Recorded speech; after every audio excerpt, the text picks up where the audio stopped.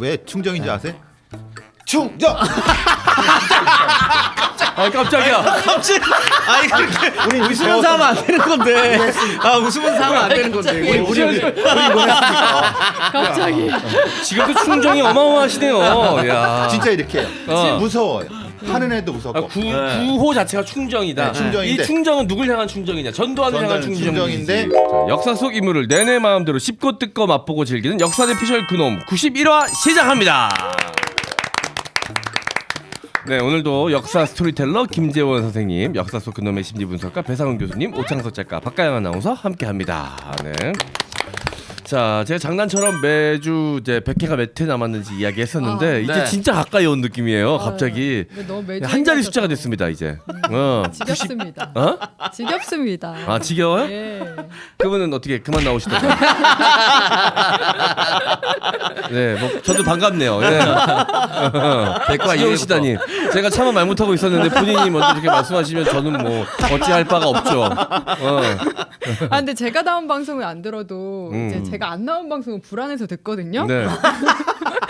사람 마음이 그래요. 네. 근데 지난주에 아무도 안 부르셨더라고요. 아, 예, 그냥 깜빡하고 안 불렀는데 어차피 뭐 출연료 그냥 나가던 거 붙인다 생각하고 한 주 제 마음에 힐링을 좀 했습니다. 굉장히 딥하게 방송했어요. 네. 농담이고 가영 씨 없어가지고 되게 허전했습니다. 네, 그리고 또 가영 씨가 꼭 필요한 방송이었는데 여성의 입장이 꼭 필요했는데 맞아요. 없어서 재순 쌤 혼자 고생하셨습니다. 네. 여자 인물을 다루는 경우가 많지 않잖아요. 네. 역사에 등장하는 경우가 많이 없어가지고 특별히 준비를 했는데 안 나오셔서. 그러니까 저도 궁금하고 할 말도 많았는데. 그럼 나오시지. 그러면. 네. 그러니까요. 근데 궁금했는데 행사 페이가 더 궁금했나 봐요. 너무 거절할 수 없는 거예요. 그런 금액이었어요? 네. 아 그럼 네. 지난주 방송은 아니지만 지난주에 방송이 올라갔습니다. 한국사 수능 시험했던 거. 예. 예. 네. 아프더라고요. 많이 좀 부끄러웠습니다. 예. 뭐 무슨 별명이 필요하겠습니까? 참 예. 자리는 그래서 바꾸실 건가요? 네? 자리 바꾸라는 이야기가 제일 많던데요. 이게 뭐 두분 득점 순으로 자리를- 안 쳐놓은 게 아니에요 처음부터. 득점 순으로 하면 저희가 바꿔볼 만한데 득점 순으로 안 친 게 아닙니다. 들어가면 되나요? 절로 가보시려고. 그 천민 성적주의입니다. 그거. 천박합니다. 그런 생각. 행복은 성적순이 아니잖아요. 자리도 성적순이 아닙니다. 아 사과하라는 얘기를 들었어요. 네. 네가 부족한 건데 학교 이름을 들먹이지 말라고. 우리 학교 후배가 연락이 왔어. 아 진짜로. 방송 보는데 선배가 공부 안 한 걸 왜 우리 학교 이름을 들먹이냐. 사과드리겠습니다. 동아대학교 학생 여러분. 죄송합니다. 그 학교마다 자랑스러운 동문 뽑잖아요. 제 이름 많이 나왔었는데요. 이름 얘기하지 말라고 이제 뭐. 당분간 얘기하지 말라고. 네. 근데 저 그거는 꼭 말씀드려야 되는 게 이게 시험을 잘 친다고 역사를 많이 아는 건 아니에요. 그거는 그렇죠. 결코 아닙니다. 네, 그렇죠. 너무 일차원적이더라고. 네. 오지선다를 잘 맞춘다 그래서 역사적 상식이 훌륭한 건 절대 아닙니다. 네. 그리고 역사라는 학문은 이런 걸 암기하는 학문도 아니라는 걸 늘 제가 말씀드리고 있고 네. 그런 거 재미로 저희가 이제 다 썼던 거고. 근데 저희 성적에 많이 짜증 나신 것 같던데요. 기본이 안 돼 있으니까. 원래 그 어떤 역사적 어떤 과정들과 흐름들을 이해하고 이럴 때 네. 암기는 아니지만 기본적인 흐름 정도는 파악을 해야 되는데 그것조차. 알겠습니다. 부끄러웠습니다. 그리고 오랜만에 이 시험 문제를 이렇게 마주하니까 떨리죠. 네. 맞아. 그리고 긴장되고. 이게 시험도 기술이라 그러잖아요. 그렇죠. 이게 옛날에는 그 기술이 나름 좋았던 것 같은데 지금은 그래도 30-40% 맞았던 것 같은데 이건 다 비껴 나가더라고. 네. 기세예요. 시험은 기세. 네, 기습당한 그런 느낌이었습니다. 네. 난 심지어 시간 남았는데 몇 번에 돌려보면 되는데 시험지 덮고 앉아 있었던 내 자신을 많이 자책했습니다. 아 이거 뭐 댓글에 뭐 19점 받았다, 20점 받았다 하시는 분들이 있는데 네. 일단 점검을 해봐야 된다. 그냥 감독관 앞에서 해야지. 네. 지들끼리 막 하는 거 뭐가 중요합니까 지금? 네. 자, 알겠습니다. 어쨌든 재밌는 기획이었고요. 네. 많은 분들이 또 재밌어 해주셔서 너무 감사했습니다. 자, 그리고 이제 100회 아까 잠깐 얘기했지만 이제 9회 정도밖에 안 남아서 2달여 정도밖에 안 남았기 때문에 많은 분들이 아이디어를 올려주셨습니다. 백화 특집은 현장 답사 가보자고. 이 추운 날. 자, 2달 뒤면은 이제 1월, 2월 아직도 한참 겨울일 때인데. 그렇죠. 1월 말일 때죠. 아니 아주 그때 추울 때. 설날주 설날 연휴가 있는 월요일 주 월요일이라고 이제 말씀을 드렸던 것 같은데 존나 춥습니다. 네. 자 그리고 한국을 빛낸 100명의 위인들 노래 나오는 100명을 짧게 설명해 주세요. 제가 제일 싫어하는 거죠 이런 거. 어. 아니 위인은 네. 여기 계시는 분들 각자가 생각하시는 위인 100명 뽑으라 그러면 다 달라야 되는 게 맞습니다. 다 달라야죠. 어떻게 누구 꼭 뭐 한국인이라고 해가지고 존경해야 되는 사람들이 다 같을 필요도 없고 그 노래 안에 있는 사람을 다 존경해야 될 필요도 없습니다. 각자가 존경해야 될 사람은 각자의 역사관에 맞게 뽑으면 되는 거예요. 뭐 그런 걸 하나 기획해 볼 수는 네. 있겠죠. 각자 존경하는 사람 10명씩을 가져와 봐라. 그거 서로 이야기해 보기. 뭐 네. 이런 건 있을 수 있죠. 알겠습니다. 그냥 재미로 아이디어 내주셨다가 욕을 바가지 욕한 거는 아니고 욕한 거는 아니에요. 그냥 프로그램을 너무 좋아해가지고 아이디어 욕한 내주신 거는 건데 절대 아닙니다. 네. 그렇게 혼날 일입니까 아, 예, 이게? 예, 예, 네. 알겠, 선생님의 생각을 알겠습니다. 네. 네. 자 누군가 규정할 수 없는 일이죠 이거. 그렇죠. 사실. 네. 자 근데 어렸을 땐 그런 식으로 역사를 배웠지 우리가. 맞아요. 네, 이 사람은 존경해야 될 사람, 이 사람은 싫어야 될 사람 이렇게 딱 정해놓고 그거에 맞춰서 저희가 교육을 받았던 건 사실입니다. 자 그리고 2024년이 김대중 선생님의 탄생 100주기라고 들었습니다. 아이고. 자 요거 의미를 좀 담아줬으면 좋겠다라고 한 표 던져주신 분도 계셨습니다. 뭐 다양한 의견이 있는데요. 저희가 우리 또 PD 제작진들과 또 작가 이렇게 다 같이 출연진들 다 같이 논의해서 좋은 기획 한번 만들어 보도록 하겠습니다. 기대해 주시면 감사하겠습니다. 박가영 씨는 뭐 혹시 하고 싶은 거 있어요? 100회 때? 생각해 본 적이 없죠. 행사 가는 거 어때요? 저 말하려고 물어봤다. 저 말하려고 맞아요. 물어봤다. 네. 거부할 수 없는 행사. 네. 부러워서 그래요. 행사 끊긴 지가 언젠지 참. 네. 알겠습니다. 혹시 선생님 혹시 100회 때 뭐 생각하시는 거? 저는 뭐 딱히 생각은 없는데 네. 네. 뭐 백이 들어가는 네. 그런 말을 했던 뭐 백범 김구 뭐 이렇게 백으로 이제. 백으로 이렇게 딱 할 수 있는. 아이 말장난이시네요. 뭐 백정 특집 하죠 그러면 백정 특집. 아니 어때 좋잖아. 어때? 네, 막 밀고 나가시네요 선생님. 예. 재원 쌤 혹시 뭐 하고 싶은 거 있으세요? 제일 그 아쉬웠었던 게 여름 한창 M장기에 이제 다들 프로그램들 각자 한 꼭지씩 여행을 다녔는데 네. 저희는 답사라는 되게 사실 이게 잘 어울리는 게 있었음에도 네. 답사도 못 갔어요 저희. 그런 걸 하나 엮어서 네. 백기특집. 아 그래서 여행까지는 아니지만 미니 여행처럼 오창석 씨가 아이디어를 낸 게 있어요. 필라테스 여행이라고. 남자 출연자 넷이 타이즈 입고 필라테스 배워보자고. 요 4명. 콜? 아 싫어. 런터뷰 했다 그랬잖아요. 운동 정말 런터뷰를 싫어요. 아직 방송이 안 나갔는데 이 방송 나갈 때쯤엔 아마 공개가 됐을 것 같은데 뛰는 것도 제대로 안 되는 양반이에요. 아 그래요? 안 돼요. 저 운동 너무 싫어해요. 그러니까 몸의 운동 능력은 뇌에 몰빵된 거예요 그냥. 보니까 오창석 씨가 필라테스를 시작했는데 아 좋아? 거기 대표 원장님이 엄청 미인이시더라고요. 아. 지금 거기 방송 출연을 저걸로 미끼로 해가지고 엄청 또 그래요? 작업 중인 것 같더라고. 아. 네. 그런 거면은 진짜 그거 먼저 얘기를 했어요. 그러면 뭐 궁금하네요. 네. 답사요. 야 답사. 필라테스 역사 할 건 많습니다. 아 진짜로. 미스터 필라테스 씨거든요. 타이즈. 맞아요. 네. 타이즈. 아니잖아. 아 괜찮아요. 네, 자신 있어요 타이즈. 아 100회 때 맞춰서 그러면 우리 DNA의 비밀을 한번 풀어봅시다. 그거 합시다. 그것도 괜찮죠. 그거 너무 재밌어요. 아 네. 그것도 괜찮죠. 네. 과연 우리가 진짜 찐 한국인인지 아니면 과연 외래종이 자원- 많이 섞인 종인지 한번 다 해봅시다. 100%죠. 그 한 2주 걸린다고 했죠 보내면은. 네. 네, 그러면 그러면 딱 보내가지고 네, 보내면은 뭐 네. 6월 초에 도착하겠네. 오늘 가기 전에 다 침 뱉고 가세요. 그냥. 객담 검사로. 네. 침만 뱉어가지고 보내면 미국으로 보내야 돼요. 네. 미국으로 가서 미국에서 해가지고 저의 일로 다시 보내줍니다. 국내는 그런 국내도 검사하는 있어요. 거. 야 있긴 있어요. 네네네. 근데 이제 한국 사람은 국내 업체가 더 잘한다라는 얘기도 있어서 한번 저희가 잘 알아보도록 하겠습니다. 네. 자, 그거 재밌겠네요. 네, 좋을 것 같은데요. 각자의 뿌리를 찾아서 100회 때 공개해 보도록 하겠습니다. 뭐 생각난 김에 M장기획 출연자들 다 뱉어보면 되지 뭐. 100개 특집으로 해가지고 그거 검사 결과가 이제 외래종이 어쨌든 다 외래종이 다 나올 거예요. 외래종. 아니 토종이 어디 있습니까? 그런 거 없거든요. 네. 그 중에 한 명 투표해가지고 그거 보내주기 어떨까요? 그 나라 보내주고 하고 싶으시네. 고향을 찾아서 네. 이런 거. 아니, 근데 저 멀리 너무 멀리 나오면 어떡해요? 너무 좋지 그러면. 김재훈 쌤 라이베리아 많이 나옵니다. 가실 거예요? 이스라엘 이런 데 걸리면 큰일 나는데. 위험하지 지금. 자, 우리 방송 출연자는 아니지만 거의 없다. 굉장히 궁금하고. 거기는 터키랑 몽골이랑 그러니까 섞였어. 오스만 투르크 쪽이 많이 있을 것 같고 있을 일단 것 기본적으로. 같아요. 예. 자, 궁금한 사람이 좀 있습니다. 난 개인적으로 우리 뱃쌤도 너무 궁금해요. 그렇죠. 네. 저야 뭐 토정이죠. 네? 두 자리 수당 차이 난다고 봅니다. 항상 그 배시 가문 이야기 나오면 항상 그 굉장히 집중해서 들으셨거든요. 예, 몽족 나올 거야 몽족. 아, 몽. 또 그렇지 않습니다. 굉장히 불안해하시는 것 같은데. 네, 저는 오키나와 나올 것 같고요.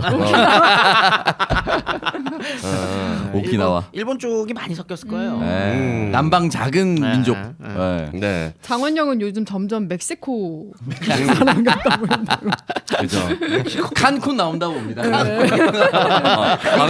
그렇게 디테일하게 나오나요? 막 던지는 거예요. 가 아니라 깐콘 이렇게 나오나? 치첸 이트사로 이렇게 나올 겁니다. 아, 그래요? 아, 치첸 그렇게 이트사는 디테일하게 나온다고? 쓸데없이 그런 거 하나 세계 7대 불가사 예전에 그런 거 했었잖아요. 그 중에 할 만한 거 없나요? 있죠. 많죠, 네. 많죠. 예. 100회 특집으로. 네. 그런 요즘에는 것도- 그런 거 몇 개나 따진지 모르겠는데 우리는 한참 그런 거 가야 된다. 뭐 인생 한 번은 7대 불가사에 한번 가봐야 된다. 뭐 이런 얘기. 그러면 한 군데씩 가죠. 가인가 버뮤다 삼각지대 가고. 국가 사이 범위다 삼각지대는 아닌 걸로 알고 있는데. 없어요? 그래서 그냥 궁금하단 말이야. 보내버리고 싶은 거죠. 뭐 피라미드, 마야 이런 거 아니에요? 가, 내줄게 돈 내줄게. 경비행기 타고 가 경비행기. 중간에 돌아올 길은 없는 걸로. 아니 같이 가면 갑니다. 네. 무슨 소리 하는 거야?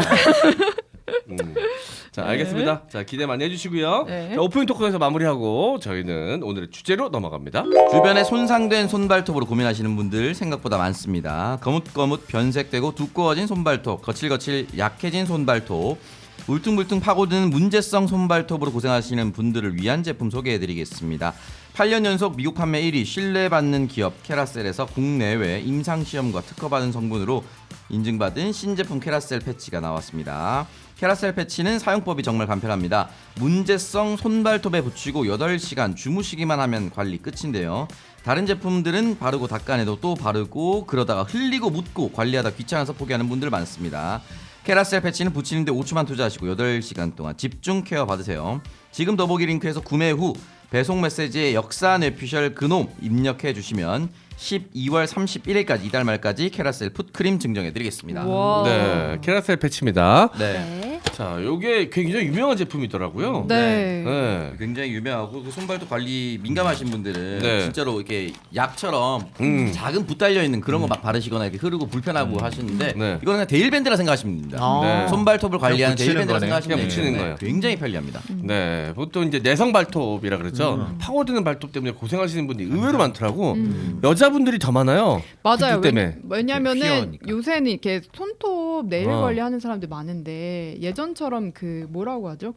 네. 그 붙이는 어. 네일을 많이 하다 보니까 손톱이 진짜 많이 상해요. 젤레일. 젤레이 역시 역시 어. 여성. 여자들 거는 네, 그래서 이런 식으로 패치 관리 잘 해줘야지 저희가 맞습니다. 손톱으로. 그리고 막 내성 발톱 때문에 피나고 막 많아요. 오름차고 네. 걷는 것도 힘들어하시는 분들 많더라고요. 맞아요. 그래서 누군가는 나한테 내성 성기인 너도 거기 붙여라라고 얘기했으면 좋겠어요. 아 그럼 자라나나요? 어? 진물이 나세요? 신분이 아니야. 그렇진 않으시죠? 아, 죄송합니다 제가. 네. 자 여러분 그 저도 새끼 발톱은 완전 기형이에요. 신발 구두 옛날에 많이 신고 그러면서 이게 올해 또 하루 종일 또 신고 있다가 보니까 이 새끼 발톱이 계속 눌려 있는 상태가 오래되다 보니까 계속 무게가 앞으로 쏠리면서 그 무게를 새끼 발톱이 다 받아보더라고요. 그래서 이제 형태가 많이 좀 기형이 됐는데 요거 한번 써보려고 합니다. 꾸준히. 자, 손발톱 때문에 고생하시는 분들, 자, 요거 캐라셀 네일 꼭 한번 이용해 보시길 바랍니다. 캐라셀 패치 많은 이용 부탁드리겠습니다. 약정 끝난 인터넷 또는 정수기 렌탈 가만히 두면 지원금 한 푼도 못 받고 손해라는 사실 알고 계셨나요? 오늘 소개해드리는 인터넷 가입과 가전 렌탈 대리점 아정당의 전화 한 통이면 인터넷 TV는 최대 47만 원, 정수기 렌탈은 최대 30만 원을 설치 당일에 받으실 수 있습니다. 쓰던 요금 그대로 새 제품 받고 지원금까지 받을 수 있는데 안 할 이유가 없겠죠. 방송통신위원회에서 제정한 경품 고시제에 따른 합법적인 지원금이니 걱정하실 필요도 없습니다. 아정당은 매달 10,000명 이상 신규 가입하고 누적 후기만 15,000개 이상인 가입자 수에서 독보적인 1위인 대리점인데요. 365일 밤 10시까지 상담이 가능하니까 언제든 전화 주세요. 알뜰폰도 쓰던 번호 그대로 개통 가능하다고 합니다. 그리고 아정당의 공식 유튜브를 구독만 해도 100만 원 상당의 최신형 휴대폰 증정 이벤트 참여 가능하니까요. 당첨 기회도 노려보시기 바랍니다. 이제부터 인터넷 가입과 정수기 렌탈 그리고 알뜰폰은 1833-3504로 연락주세요. 네. 자, 인터넷, TV 그리고 정수기 렌탈 하실 때 이 아정당 이용하시면 훨씬 더 좋은 조건에 지원금까지 받으시면서 하실 수가 있다는 거예요. 그냥 일반 대리점보다 훨씬 이 통합형으로 돼 있어가지고 훨씬 많은 혜택을, 그러니까 많은 오히려 가입자들이 이 통합 서비스를 이용해서 이용하시니까 네. 숫자를 늘려가지고 혜택을 더 늘리는 방식인 거지. 그렇구나. 네. 자, 그래서 일반 대리점보다 훨씬 혜택이 좋다고 하니까 인터넷, TV, 정수기 렌탈. 저도 이번에 이사하면서 계속 물을 사다 먹었거든요. 근데 너무 불편하더라고. 이게 의외로 물 소비가 굉장히 빨리 되다 맞아요. 보니까 이 물 사러 가기가 굉장히 귀찮아요. 새벽에 이제 물 떨어졌는데 그 새벽에 또 나 추운데 나가가지고 생수 사오기가 굉장히 귀찮을 때가 많은데 플라스틱 배출도 계속 많으니까. 많고요. 그래서 정수기 렌탈을 처음으로 한번 해볼까 하는데 딱 그 타이밍에 이 아정당 광고가 들어와서 네. 여기다가 제가 먼저 정수기 렌탈 꼭 받아보도록 하겠습니다. 후기도 제가 생생하게 말씀드리도록 할게요. 자, 인터넷, TV 뭐 다양하게 그 옮기실 때도 이전하실 때도 이용하실 수가 있다고 하니까 꼭 기억하셨다가 이용해 보시기를 바라겠습니다. 아, 정당하게 대우받고 인터넷, TV 설치하자. 그래서 정당입니다. 오. 네. 아. 아정당. 네. 자, 정당한 대우 받으시면서 혜택 받으시면서 인터넷, TV, 정수기 렌탈하세요. 아정당이었습니다. 자, 통닭 파우더에 튀겨낸 아몬드를 먹어본 적이 있으십니까? 해와 바다에서 국내 최초로 만들었습니다. 어떻게 아몬드를 튀겨 먹으려는 아이디어를 냈는지 정말 요물스러운 맛이 탄생했습니다. 와우. 아몬드를 통닭 튀길 때 쓰는 튀김가루에 버무려서 통닭 튀기듯이 튀겨서 만들었다고 합니다. 치킨 맛도 나면서 아몬드에 고소함이 섞여서 일단 뜯으면 손을 놓을 수가 없습니다. 겨울인데도 맥주가 사정없이 땡깁니다. 미리 맥주를 사놓고 드시기를 추천드리며 아이들도 너무 좋아해서 모자랄 수 있습니다. 한 봉에 4,800원이라 가격도 저렴합니다. 치킨은 먹는 것인지 아몬드를 먹는 것이지 정말 맛있습니다. 자, 검색창에 해와 바다로 검색해서 들어오시거나 영상 하단 더보기에 있는 링크에서 구매 가능합니다. 오. 아몬드죠, 그러니까 아몬드. 아몬드인데 치킨 파우더를 해가지고 튀겼기 때문에 치킨 맛이 같이 나요. 아몬드에서 진짜 이거는 맛있습니다. 반칙 아닌가요? 이거 네. 맛이 없으면 진짜 이상하다. 맛있- 자, 이것은 통닭인가 아몬드인가? 네. 네. 너무 맛있겠는데? 자, 이거 샘플로 먹어보라고 보내주셨는데 제 PD 새끼들이 다 처먹었어요. 이게 범죄자들밖에 없어 여기. 하나같이 세상 물품에 손대는 새끼들밖에 없어요. 네. 전 이해합니다. 보니까 너무 맛있으니까. 신선한 아몬드를 직접 공수해 와서 특제 치킨 반죽을 묻혀서 마지막에 전통 무쇠 통주물 가마솥에서 튀긴다고 합니다. 네. 맛이 없을 수 없는 조합이에요. 네, 정말 맛있습니다. 저만 먹어봤기 때문에 이제 맛을 저밖에 할 수 없는데 저도 유경험자. 몇 개만 먹으려고 그랬다가 이게 한 봉 순식간에 다 먹었거든요. 맞아요. 자, 기가 막히게 뭘 맞아요? 근데 네가 이거 벌써? 먹어보자. 늘 보통 처음 시작해서 다 드시잖아요. 늘 그렇게 드시잖아요. 아, 그렇죠. 그렇네요. 네. 제가 늘 그랬군요. 예. 여기 앞에 사진이 있거든요. 근데 아. 치킨 느낌 사진이에요. 맞아요. 치킨 파우더로 튀겨가지고 그 약간 콜팝이라고 그러죠. 옛날 치킨 아. 그런 그거 느낌인데 너무 좋은데. 네, 먹으면 그 아몬드의 고소함이랑 치킨의 바삭함까지 섞여가지고 맛있을 거예요. 야, 이런 걸 다 만들었어. 예, 그렇게 신묘한 맛이 납니다. 근데 맛있어요. 자, 맥주 안주로 기가 막힐 것 같습니다. 우리 PD들도 먹어보더니 요즘 먹는 광고가 많이 들어오고 있어가지고 맨날 시식을 하는데 이게 만장일치로 맛있다고 해가지고 이제 선정이 된 제품이에요. 자, 믿고 드셔도 됩니다. 진짜 맛있습니다. 자, 여러분 해와 바다를 검색해 주세요. 자, 이번 화 주제 어떻게 되나요? 요즘 영화 때문에 한창 이야기가 서울의 봄. 많은, 서울의 봄이라는 영화 때문에 많이 이야기가 되는 건데 네. 저희가 오늘 다룰 주제는 진짜 서울의 봄입니다. 네.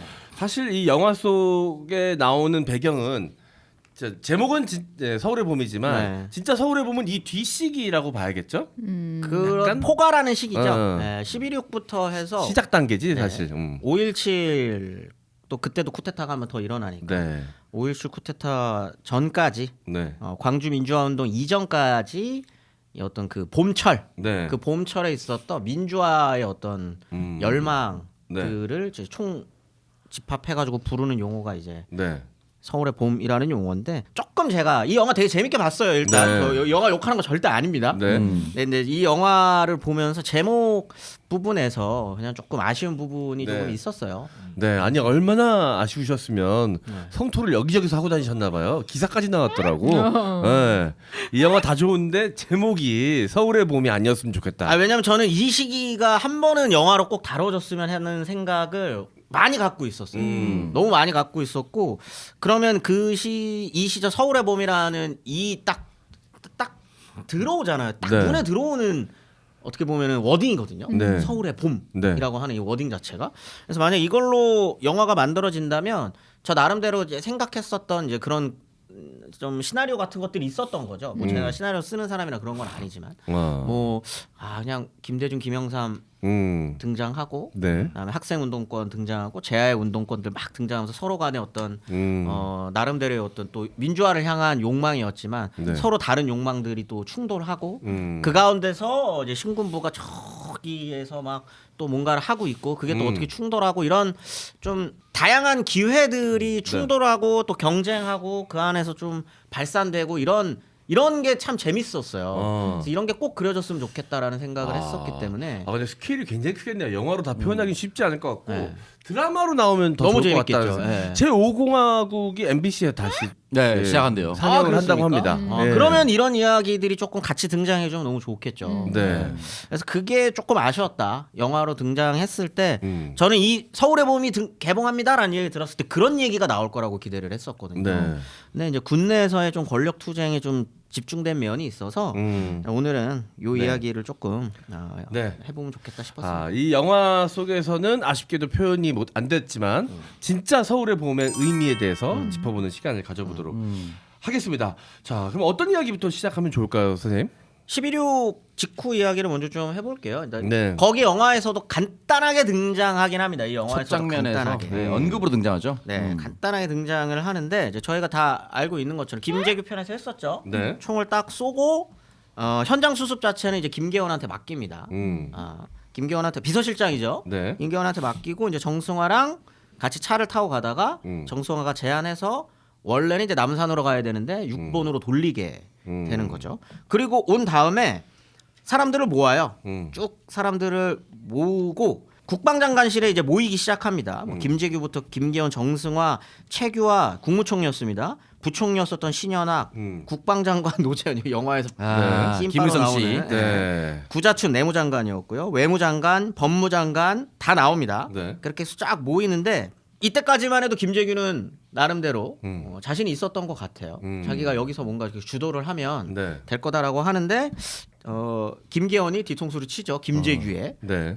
이제 벙커에서 저 김재규에게 동조 세력이 없다는 걸 간파합니다. 이게 불시에 저지른 거구나 네. 라고 하는 거를 딱 간파를 하고 노재현은 여기서부터 등장을 해요. 이제 네. 노재현과 정송화에게 네. 김재규가 사용했었던 권총을 딱 내밀면서 어. 김재규가 범인이다라고 하는 걸 딱 발표를 하게 되는 거죠.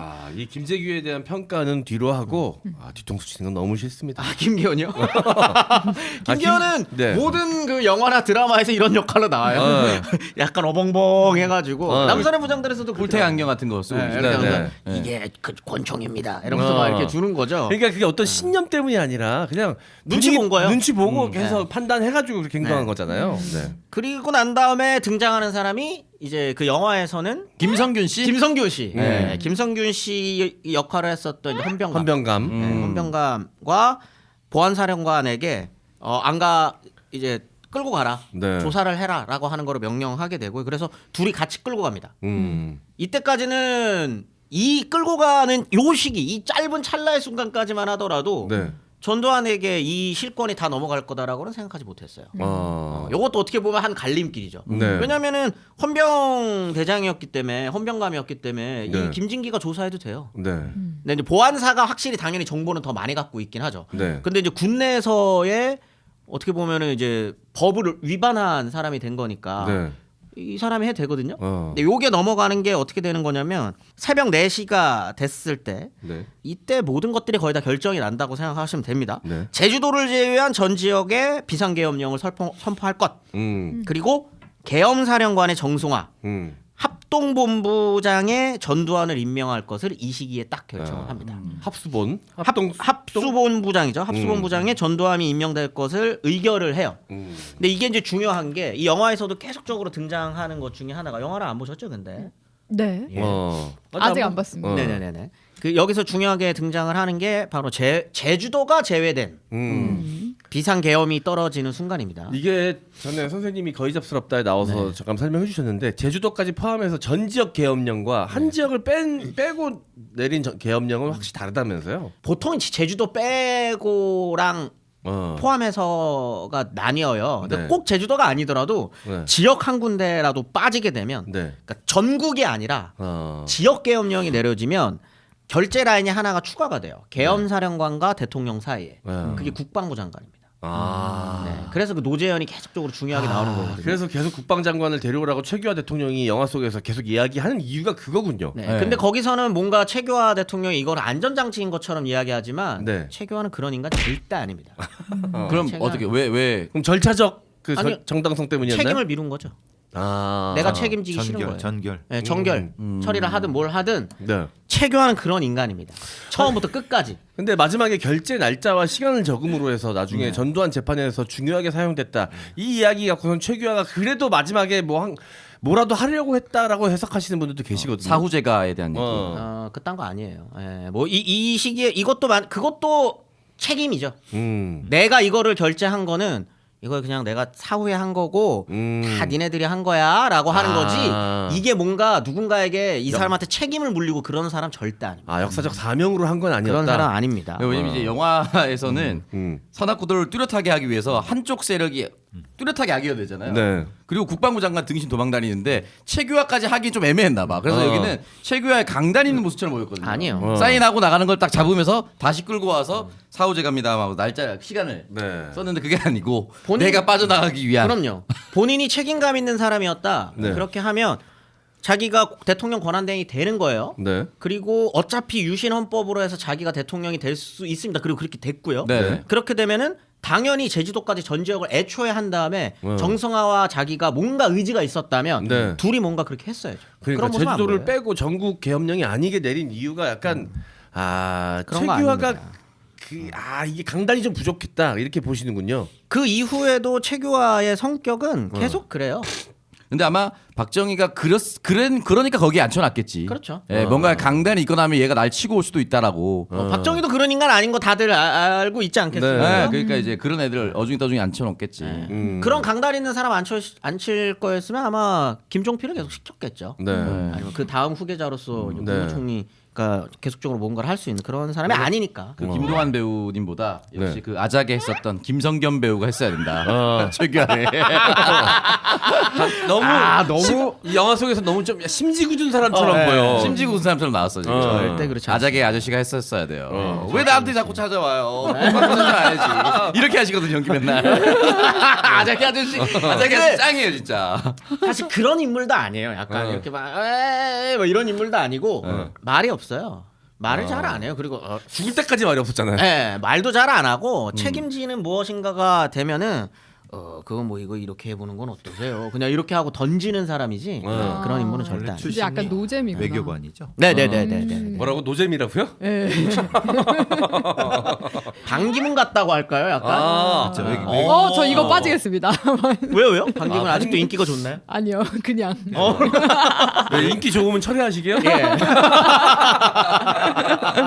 아무래도 외교관 출신들이 네. 그런 부분들이 있겠죠. 맞아요. 그러니까 전형적인 이거 또 공무원 비하 발언처럼 들릴 수 있는데 우리가 생각하는 안 좋은 이미지의 전형적인 공무원 자기 책임 회피하고 기름장어처럼 이렇게 미끌미끌거리면서 다 이렇게 피해 다니는 그런 스타일. 그 저번에 그 방송 때 아마 오창석 네. 평론가가 얘기했던 것처럼 직업의식을 잃은 공무원이라고 표현하는 게 맞을 것 같아요. 네. 직업의식 같은 거 없습니다. 2006년에 돌아가셨네요. 최규하 대통령이. 네. 근데 죽을 때까지 자기가 할 수 있는 말들이 좀 있었는데 네. 한 마디도 안 하고 그냥 갔어요. 뭐 돌아가셨다는 표현을 하기에도 아까운 일이에요. 아 많이 싫어하시는군요. 그러게. 사망. 정말로 누군가에게 전두환과 신군부 다음으로 책임을 물으라 그러면 최규하죠. 당연합니다. 최종 결정권자인데요. 그러니까 중요한 시기에 역사적으로 아주 중요한 시기에 너무 깜냥이 부족한 사람이 그 자리에 앉아 있었어요. 근데 그것도 박정희의 의도였다고 봅니다. 네. 죽어서까지 어떻게 보면 박정희의 선택이 그렇게 주요하게 작용한 부분이라고 생각이 들어요. 아무튼 이제 그렇게 되면서 이제 문제가 어떻게 되냐면 박정희라는 절대 권력이 사라진 거예요. 네. 그런데 유신 정권은 그대로인 겁니다. 네. 뭐냐 유신은 헌법이에요. 체계고요. 네. 이런 상황이 모든 것들을 꼬이게 만들어요. 왜냐하면 유신이라고 하는 체제는 절대 권력자가 다 쥐고 가는 시스템입니다. 네. 근데 그 절대 권력자가 사라졌어요. 어떻게 됩니까? 그럼 그 절대 권력을 차지하기 위한 각자의 대가리 싸움이 있지 않겠습니까? 네.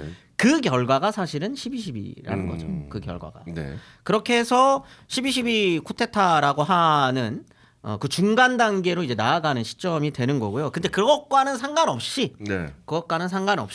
사람들은 특히 정치권 그리고 야당이죠. 네. 야당뿐만 아니라 그 공화당 내에서도 몇몇 그리고 이제 학생운동 세력 그리고 제야 운동권들은 유신 독재가 끝났기 때문에 뭔가 다음 체제로 이어져야 한다는 생각들을 당연히 하게 네. 됩니다. 거기에다가 이 최규하가 이제 이 군부를 떼요 또. 네. 군부를 뗍니다. 그 영화에도 나오죠. 군부를 떼요. 자기가 시국에 관한 담화를 해요. 그래가지고 뭐라 그러냐면 일단은 유신헌법에 따라 대통령 선출한 다음 네. 자기가 되는 거예요. 네. 그 다음 그 대통령이 현행 헌법에 규정된 잔여 임기를 채우지 않고 네. 새로 제정되는 헌법에 따라 선출되는 새 대통령에게 정부를 이양한다라는 발표를 합니다. 뭔가 이러면 오 바뀔 것 같아. 최규하 오. 오 이러잖아요. 권력을 내려놓았나? 네 시기를 발휘하지 않습니다. 네. 아. 그리고 나중에도 1년 이내라고 하는 조건은 다른데 네. 그 1년 이내 구체적인 계획 같은 것들은 발표하지 않아요. 군부를 떼는 거죠. 군부를. 이렇게 되고 나면 사람들은 기대를 하잖아요. 네. 그럼 최규하가 뭔가 액션을 보여줘야 됩니다. 액션을. 그 액션들이 조금 있어요. 그게 이제 긴급 조치를 해제한다거나 네. 정치범을 석방합니다. 제일 가장 대표적으로 DJ가 이때 석방이 되는 거죠. 그리고 국회를 개원시켜요. 그 다음에 검열을 완화하겠다라고 합니다. 그리고 계엄령을 언젠가는 해제하겠다라고는 합니다. 네. 하지 않았죠. 네. 그러면서 반유신 투쟁이 70년대 있었던 그 반유신 투쟁들이 이 시기 되면 민주화 투쟁으로 다시 한번 이제 불 질러지기 시작을 하는 거죠. 왜냐하면 네. 이미 우리는 몇 달 전에 겪었어요, 대한민국은. 네. 그게 뭐냐면 부마였던 거죠. 부마 항쟁이 부마 항쟁. 있었던 거죠. 네. 부마 항쟁을 통해서 뭔가 이제 사회가 좀 변화해야 되지 않을까라고 하는 유신이 이미 좀 무너지고 있다라고 하는 신호는 이미 대한민국 국민들은 보여주고 있었던 네. 겁니다. 그렇지만 한계는 있어요. 네. 한계는 있습니다. 그 긴급 조치가 이제 유신 시기에 너무나도 잦은 네. 긴급 조치들이 있어 왔기 때문에 조직이 없어요. 일단 대학생도 조직이 없습니다. 우리가 생각하는 뭐 네. 한총련 뭐 이런 그 조직들은 네. 80년대 중반 이후에나 네. 조금씩 생겨나기 시작하는 거고요. 이때는 학교 단위별로는 있습니다. 네. 근데 학교 단위별로도 거의 뭐 조직화가 되어 있지 못해요. 왜냐면 유신 내내 두드려 맞다 보니까 네. 그러니까 조직이 없고요. 그렇다고 명망가들이라고 부를 제야 운동권 세력들은 뭔가를 갖고 있느냐? 네. 거기도 전국적인 대규모 조직은 조직될 수 없었어요. 다 흩어져 있습니다. 네. 그렇기 때문에 부마항쟁이라는 것도 지역에서만 일어났었던 거고 그 지역에서 일어났었던 게 전국적으로 확 하고 불타오르려면 네. 시간이 좀 필요하잖아요. 그죠. 워낙 파편화돼 있다 보니 네. 하나의 힘으로 모아지는 데는 시간이 필요했겠죠. 그러다 보니까 이 시기를 도대체 어떻게 전망해야 되느냐 이거를 갖고 서로 전망이 다 달라요. 근데 이거는 제가 DJ를 좀 이렇게 뭐 저번에 이미 제가 가장 존경하는 뭐 사람 누구냐 그랬을 때 DJ라고 얘기해가지고 그렇지기는 하지만 네. DJ만 유독 조금 발빠르게 전망을 좀 네. 잘해요. 아. 이게 지금 좋게 봐서는 안 된다는 얘기를 계속 하거든요. 네. DJ는 뭐라 그러냐면 민주주의는 쿠데타나 암살로 되는 것이 아니다.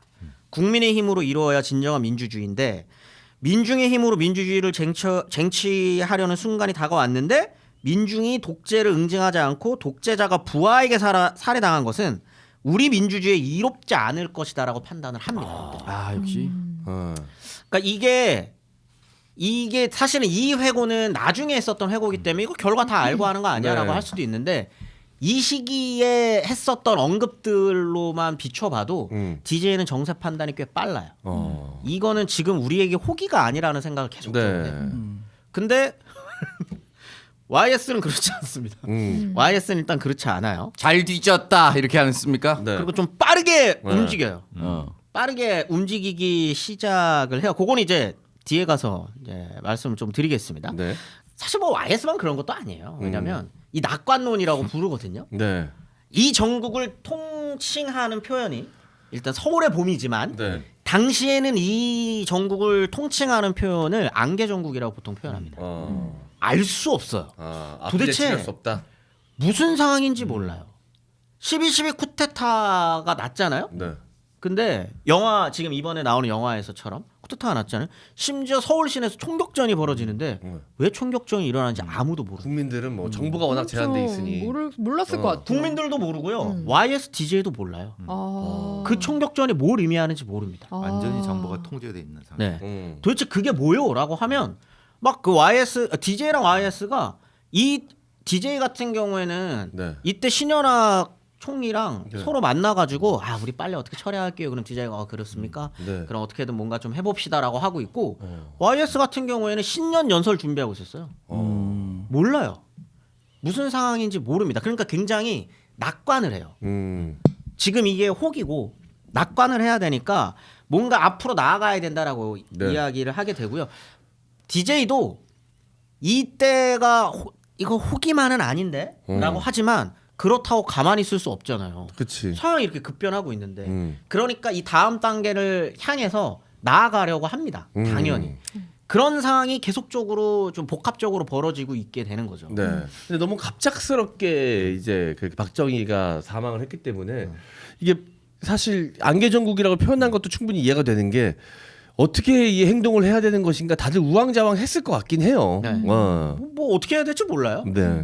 그런데 정치인 같은 경우에는 이거 뒤에 네. 가서 좀 자세히 설명드리겠지만 자 생각을 해보자. 이해하자는 게 아닙니다. 항상 네. 제가 이렇게 얘기하는 건 그 사람들을 대변해서 얘기하는 게 뭔가 제가 대변해가지고 그 사람들은 다 그럴 수 있지라고 얘기하는 게 아니라 그 사람의 입장을 한번 생각해 보자는 거예요.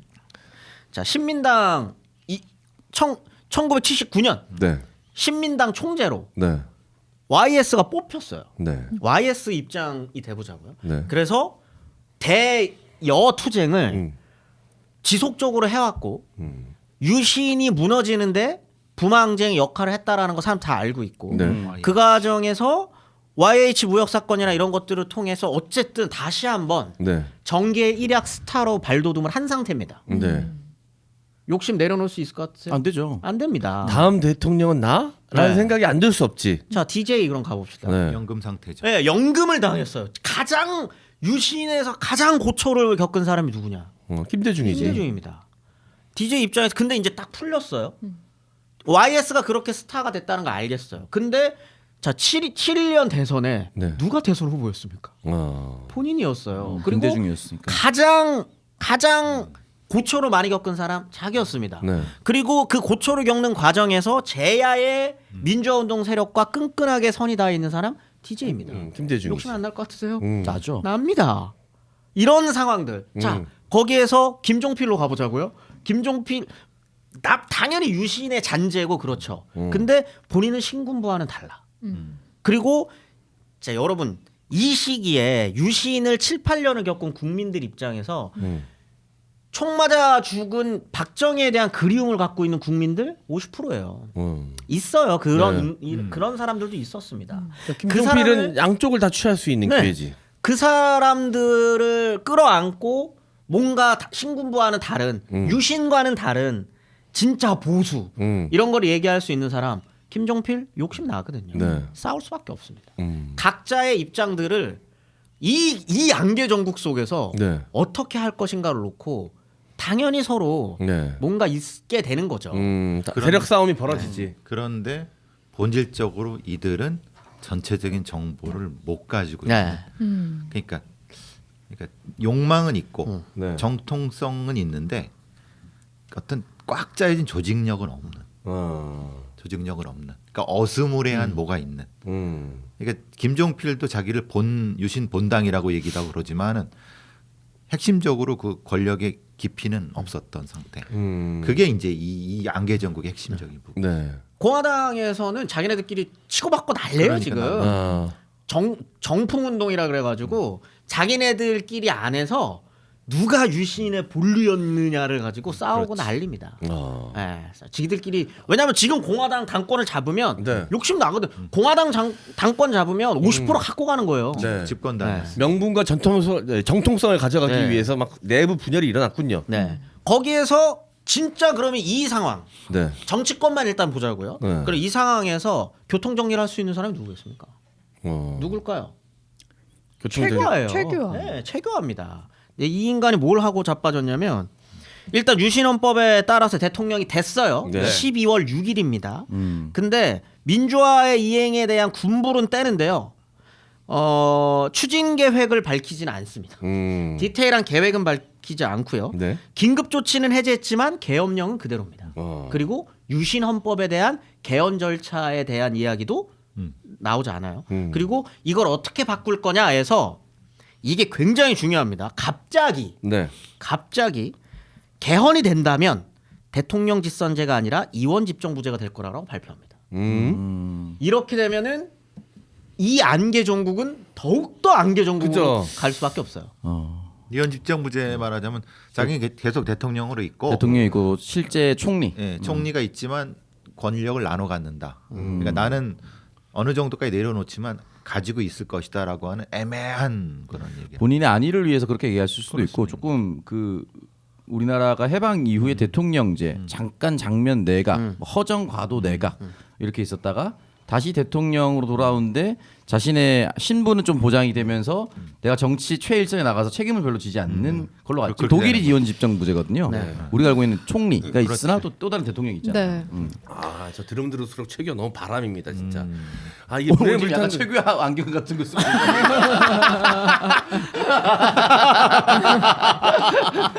지금 날짜 적은 거예요? 근데 이제 이 상태는 딱 누가 봐도 여기 누가 꽉 잡는 놈이 없구나. 요거 주인이 없구나 이런 걸 딱 느낄 수 있는 느낌이 오는 거죠. 능력도 없고 강단도 없고 패기도 없는데 욕심은 못 내려놓는 전형적인 물에 물탄 듯 술에 술탄 듯 하면서 그래도 자기 권력은 어느 정도 가져가고 싶은 최악의 근데 인간 유형입니다 진짜. 외교관들은 원래 보통은 이런 식의 화법이라든지 전략이 되게 잘 먹히거든요. 뱀처럼 이제 하는 네. 게 사실은 외교에서는 이제 중요한 외교에서는 거니까. 잘 되게 먹힐 수 있지. 좋은 근데 정치로는 최악의 약간 그런 느낌인 거예요. 근데 왜 이랬나라고 보면은 뭐 여러 분석들이 있는데 신현학 역할론이 급부상해 안에서. 왜냐면 총리가 신현학 이제 내정이 되거든요. 이 상황에서 최규하는 계속적으로 얘기하지만 정치에 욕심이 별로 없어요. 어차피 외교관 출신으로 국무총리가 됐다가 지금 대통령까지 오른 사람이고 그래서 본인은 본인의 안위가 제일 중요한 사람입니다.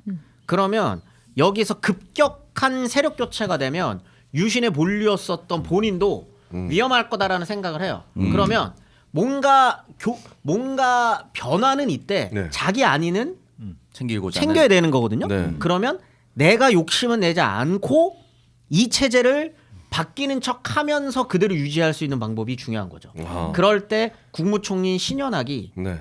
모든 책임을 떠안고 가주는 게 중요합니다. 아. 그래서 신현학을 국무총리를 안 치고 네. 이원 집정부제로 가는 방향을 네. 생각했었던 걸로 많이들 봐요.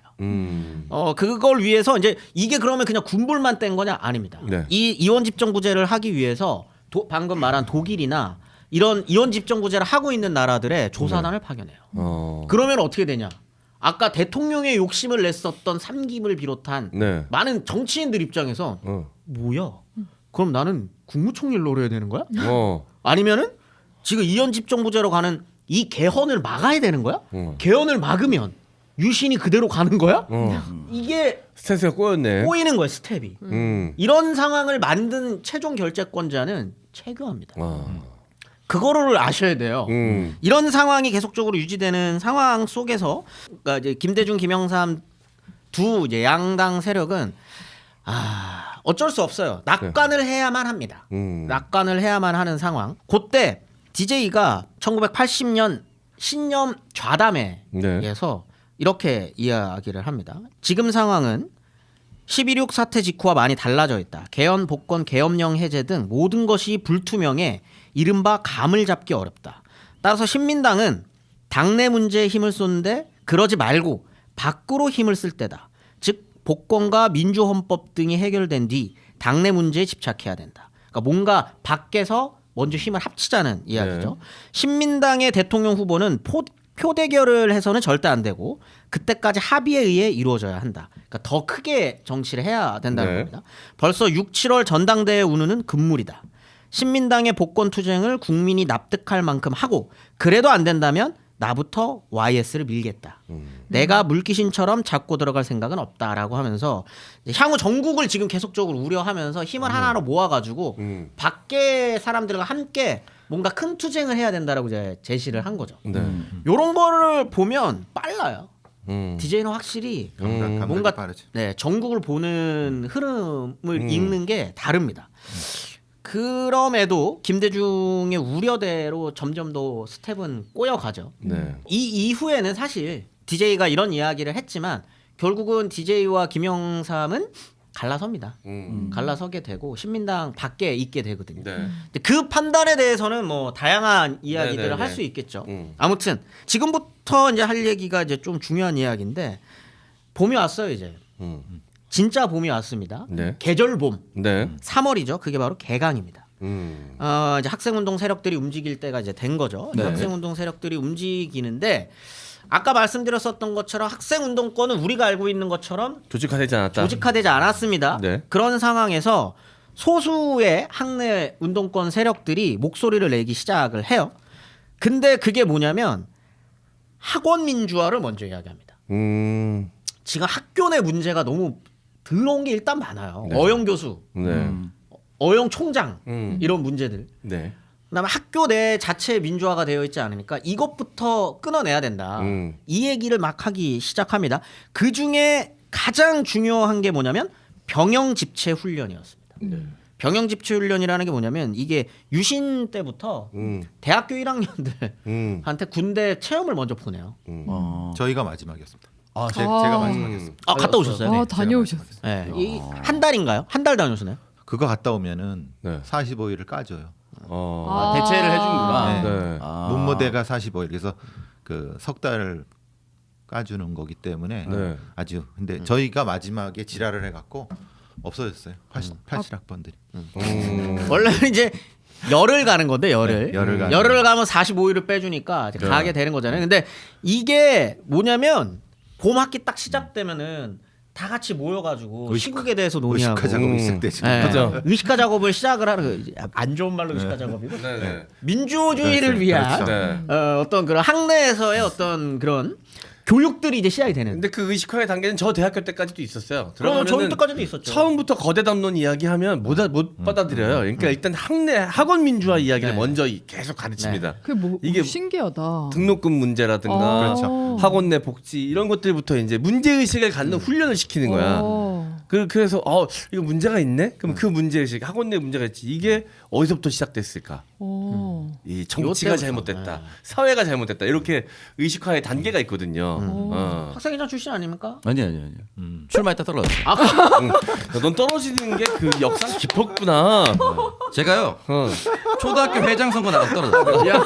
미안하다. 야, 내가 중학교 어떻게 쉬었는지 몰라. 중학교 선도부장을 하면서 이제 아무것도 안 하고 고등학교 학생회장 떨어졌습니다. 대학교 정치외과 회장 나가서 떨어졌습니다. 국회의원 선거 떨어졌습니다. 링컨의 삶이었어요.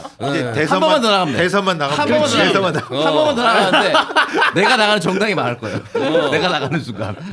이 별명이 너무 많아. 창석 씨. 떨창석 씨.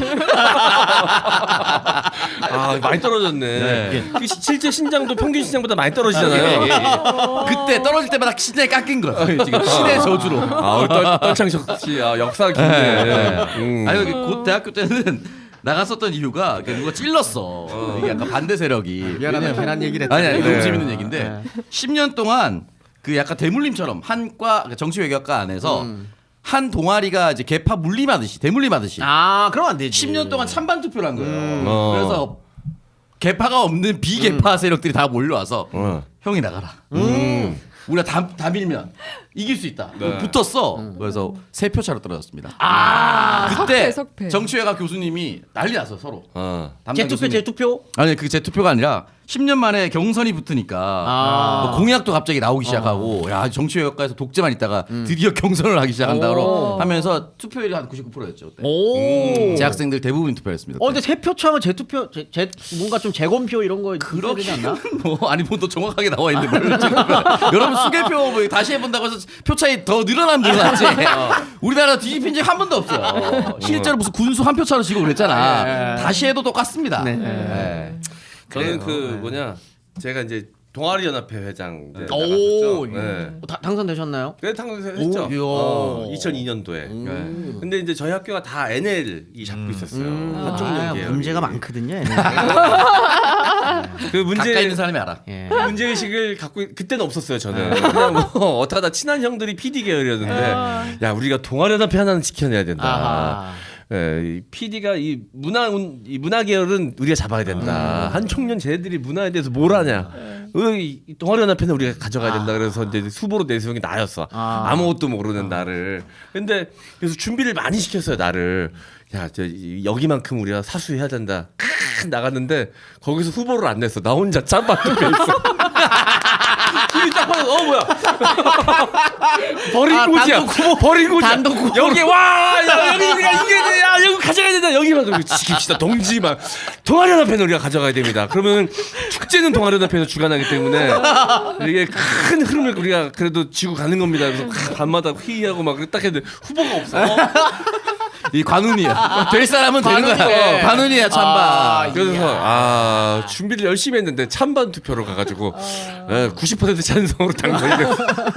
그들은 NL을 생각했겠지. 국산은 우리가 노냐고. 노는 건 너네끼리 그래, 이렇게. 해라. 노는 건 이렇게. 근데 이 새끼들이 축제를 버렸어 우리한테. 죽는 줄 알았네. 그 수천 하구를 데리고 하는 행사 돈도 꽤 많이 걸려 있죠. 그렇죠. 그거를 저랑 원태랑 둘이 했습니다. 오, 야. 그때 서로 내가 생각해 울었어. 원태형이 80% 한 거야. 그때 내가 처음으로 울었어요. 주저앉아서 나 도망가고 싶다고. 힘들죠. 진짜 힘든 일입니다. 왜냐면 이게- 선배들이 다 도망갔어. 그렇게 해놓고선 약간 요 설명을 드리면은 저희 때까지는 1학년 때 문무대라고 해서 성남에 있는 학생중앙군사학교에 그 정도를 가고요. 그러니까 그때 제 기억으로는 일주일 가는데 가고 2학년 때 저기 그 전방 입소를 합니다. 이걸 다 합쳐서 병영 집체훈련이라고 하는데 1학년 때 한 거를 합쳐 갖고 이제 석 달을 까주니까 근데 요때가 이제 그 시기가 3월 말부터 4월 그때입니다. 그러니까 근데 그 시기니까 이 정권에서도 분명히 이 대학생들의 힘을 빼기 위해서 차로 엄청 몰아다가 군대에 박아놓는 겁니다. 그리고 거기서 이제 뭐 군세 훈련하고 그러는 그게 이제 이 하는 이 비슷한 형태이기 때문에 그런 얘기가 나오는 거죠. 이거 전체를 이제 병입체 훈련이죠. 여자들도 갔나요? 아니 여자들 안 가죠. 아, 군대 가는 사람만. 이때도. 네. 그래서 저희는 어쨌든 입학했을 때는 뭐 이런 의식화 교육이나 없었죠. 그런 건 없었는데 저희가 다 끝냈습니다. 87들이 다 끝냈어요. 또 갑자기. 진짜로. 예, 다 586도, 끝냈다니까 예, 진짜. 586도. 그 저기 성남에 탱크 따로 왔다니까 진짜. 아 근데 그거는 있었어요. 그 1학년 때 등록금 투쟁이 좀 세게 붙어가지고 동아대학교, 동아대학교랑 부산대랑 부산 외대가 조금 부산에서 좀 세게 학생 운동한 건데 다 본관으로 오라는 거예요. 그래서 뭔지 모르고 갔어. 근데 선배들이 저 누가 경운기 타고 오더라고. 쫙 오더니 총장실을 점거해요. 총장이 못 나가서 뭐 하고 있냐고 계속 물어봐. 근데 총장이 바깥에서 창문 열으니까 애들이 다 와 있어. 씨발 뭐지? 이런 상황에서 뒤섞여 있으면서 세력 과시를 해.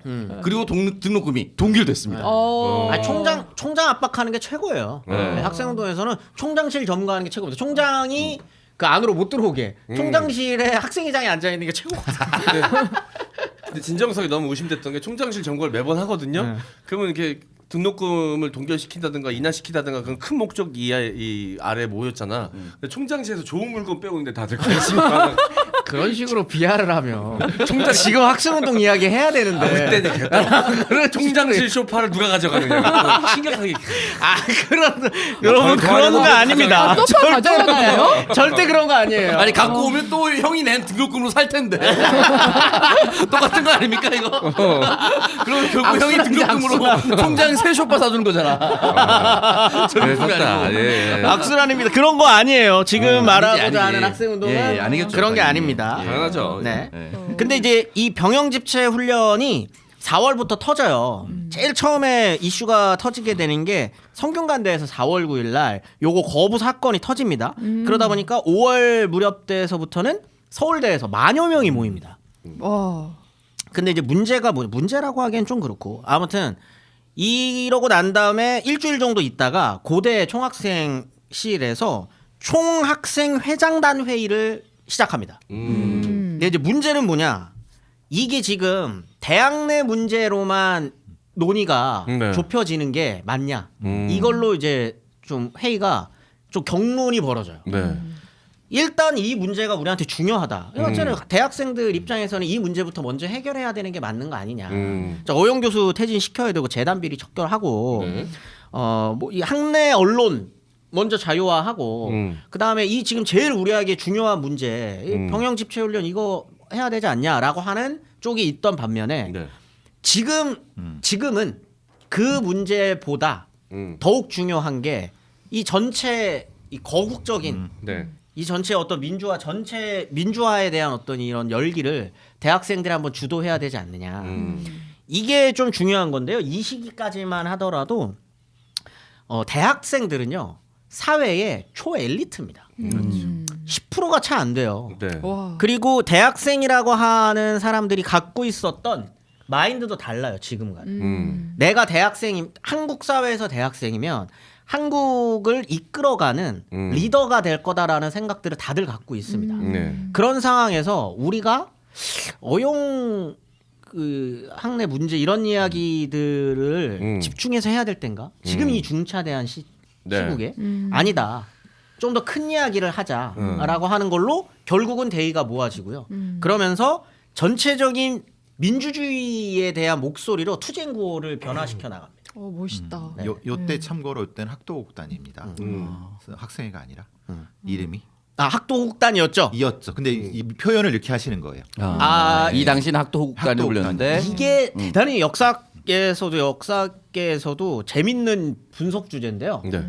새마을 운동과 학도호국단은 국가에서 반관 반민으로 만든 겁니다. 근데 이게 되게 웃긴 게 이게 뭐냐면 모일 수 있는 자리를 만들어 준 거예요. 그렇죠. 조직을 만들어준 거죠. 처음에는 국가 입장에서는 네. 유신 정권 입장에서는 유신 애들이 만들어 놓은 판 안에서 관리를 하려고 만든 겁니다. 새마을 운동도 마찬가지예요. 동원 체제죠. 동원 네. 체제. 동원 체제로 만들어 놓은 건데 거기에 사람들이 모이잖아요. 네. 그럼 모여가지고 얘기를 국가를 찬양하겠어요? 불만을 토로합니다. 네. 원래 모이면 욕하거든요. 네, 모이면 욕하는 거예요. 모이면 그런 얘기를 하는 거예요. 그 다음에 이게 그러다가 너무나도 엄격한 시절에는 안에서 욕은 하겠지만 이게 밖으로 튀진 않아요. 근데 모여 있었던 게 조그마한 해방구가 탁 하고 열리잖아요. 네. 그럼 욕하는 단체로 변화시켜요. 아, 네. 보물 터지는. 이게 이제 진짜 본물 터지듯이 나오는 거예요. 네. 이게 뭐냐 이걸 전유라고 표현하거든요. 네. 학도호구단을 학생 운동권 세력으로 전유시켜 버려요. 바뀌어버린 거지. 이게 대단히 중요한 역할을 해요. 네. 지금 그렇게 해서 모인 사람들이 계엄령 해제와 유신당 잔당 퇴진 네. 그리고 개헌 요구를 하는 단체로 변화가 되는 겁니다. 네. 그러면서 이제 좀 민주화 운동 세력들을 모으는 단체로서 대학생들이 네. 역할을 하기 시작을 하는 거죠. 이제 그렇게 되면은 신군부 입장에서는 요들이 불안 세력이 되는 그쵸. 거죠. 불안 세력. 음. 그다음 특히 5월 들어가면서 이게 확 하고 펼쳐지게 되는 건데 날씨도 따뜻해지고 이제 모이기 모이기 너무 좋죠. 모이기 너무 좋죠. 그러다 보니까 요거를 어떻게든 바꿔보려는 시도들이 일어나요. 그게 뭐냐면 쿠데타설입니다. 군이 또 일을 치를 거야라고 하는 소문을 네. 여기저기서 내기 시작해요. 어. 이때부터 뿌락치가 나오거든요. 네. 중간 중간에 학생 운동 세력 안에 음. 이런 이야기를 하는 놈들을 뿌리는 거죠. 그렇게 되면은 이것도 옹호하려는 거는 아닙니다. 자, 여러분들 이때 총학생회 갖고 조직들 엘리트 뭐 이런 얘기하고 막 아까 제가 좋은 얘기 많이 했지만 아직 이들요 20살 21살이에요. 그런 상황에서 본인이 엘리트로서의 의식은 갖고 있지만 우리가 괜히 이 학생들을 대표한답시고 학생들을 혹은 시민들을 데리고 거리로 나갔다가 쿠데타가 터져서 이 사람들이 군에 의해서 죽으면 어떡하지? 라고 하는 생각이 드는 순간 주저하게 됩니다. 근데 그거는 당연한 거예요. 누가 책임지려고 하겠어요. 그다음에 전국 조직이 일단 없는 상황에서 총학생 회장단들이 서로 모여가지고 이야기를 하는데 거기서 이거 내가 책임질 테니까 일단 거리로 나갑시다. 할 수 있을까요? 대학생들이 20살, 21살 누군가는 해줬어야지라고 우리는 지금 쉽게 얘기할 수 있습니다. 근데 이 20대 초반의 젊은 이 청년들에게 그 모든 것들을 다 책임지고 누군가에게 좀 선두를 맡기기에 좀 불안할 수밖에 없습니다. 그냥 군이 쿠데타를 일으키겠다는데 주저주저 하게 돼요. 그게 이제 5.12 군부 쿠데타설이거든요. 5월 12일 날 쿠데타가 일어난다. 근데 요때 총학생 회장단이 서로 난리가 나요. 네. 물려야 된다. 아. 나가야 된다. 이러면서 계속적으로 좀 지지부진한 모습들을 조금 보이게 되거든요. 요때가 어떤 때인지 아세요? 요때가 이미 전두환이 군권을 다 장악한 시기입니다. 12.12 이후입니다. 네. 네. 요 상태가 중요한 거예요. 굉장히 중요한 건 이때는 이미 전두환은 보안사령관 겸 중앙정보부장 설입니다. 그 말은 뭐냐면 국무회의에 참여할 수 있는 권한이 있어요. 그리고 대한민국의 정보란 정보는 다 독점하고 네. 있고. 그리고 그거를 대학생들이 압니다. 네. 그래서 이때 5월 달이 되면은 전두환과 그의 하수인인 신현학 국무총리의 화형식을 해요. 아. 거리에서 화형식을 화형식을 해버립니다. 어. 적이 주적이 전두환으로 바뀌기 시작하는. 네, 이게 중요한 게 중앙정보부장 서리를 하면서 네. 이미 사람들은 알아요. 음. 보안사령관이 실세다. 그리고 저 새끼가 네. 뭔가 다 꿍꿍이를 하고 있다라는 거 알고 있기 때문에 네. 그런 식으로 좀 변화되는 시점인 거예요. 여기에는 이제 설명이 필요한 거는 11.6이 넘어지고 나서 빠르게 경찰 내 그러니까 이제 정보 경찰들이 소속이 중정 소속인데 중정으로 빠르게 이제 위기 의식을 느끼면서 바뀌었고, 근데 문제는 이제 중앙국 서리를 하면서 전두환이 되면서 보안사 인력으로 다 바뀐 거예요. 우리 저기 뭐죠? 얼마 전에 있었던 그 정우성과 이정재 나온 헌트. 헌트에 거기 나오죠. 이정재가 정우성한테 고문을 당하죠. 왜? 원래 이정재가 중정이었는데 네. 보안사였던 정우성이 들어와서 애들을 작살내잖아요. 네. 싹 드러낸단 말이에요. 그 시기라고 생각하시면 돼요. 그러면서 경찰 내 정보 라인이나 이런 걸 보안사들이 싹 장악해 나가는 거죠. 아마도 이 마타도어라든가 이 뿌락치설 같은 경우 구태사설은 그렇게 퍼졌을 가능성이 가장 높아요. 헌트의 그 장면이 이제 이정재가 정우성 집에 놀러 가서 그렇죠. 정우성 마누라가 두 분 사이 좋았고 옛날에도 네. 좋았다는데 옛날에도 좋았다고 뭐 이렇게 하면서 이정재가 설명하는 그 장면입니다. 회상 장면으로 나오죠. 모한사 애들이 이미 중정을 장악하고 중정을 장악한 걸로 정보경찰을 장악한 다음에 이 광범위하게 학내의 이 시스템을 장악해 나갔던. 그러니까 이제 사실 몇 마디만으로도 사실 학생들이 좀 두려워했죠. 구태사설하니까 말씀하신 이런 형태. 그렇게 생각하시면 돼요. 실제로 아마 군이 주둔했을걸요. 학내에 주둔하고 있는 겁니다. 상태예요. 지금 우리 우역 전혀 달라요. 예. 그럼에도 네. 서울대에서 먼저 선빵을 칩니다. 네. 당시 일단- 학생회장이 심재철. 심재철이 해요.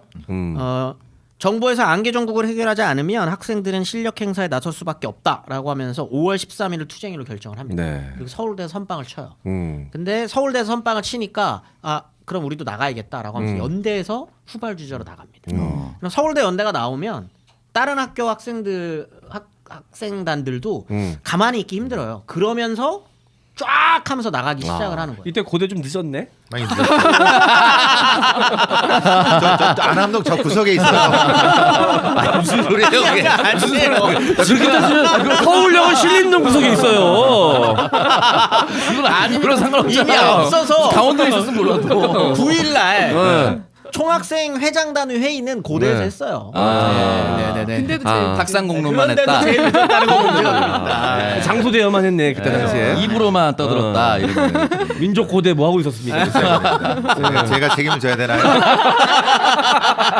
네, 아무튼 이제 그러기 시작을 하면서 5월 15일이 되면 난리가 납니다. 확 하고 또 불타오르는 거죠. 네. 근데 이때쯤 남침이 있을 거다라는 이야기가 계속 들리기 시작합니다. 계속 뿌리는 거예요. 또 마타도어였구나. 예, 계속 뿌리는 거예요. 때부터도 네, 남침 위협설이라고 하는 건데 이게 5월 15일부터 네. 20일 사이에 북한이 음. 한 개 뭐 병력이 네. 내려올 거다라고 하는 지금도 네. 그놈들이 주장하는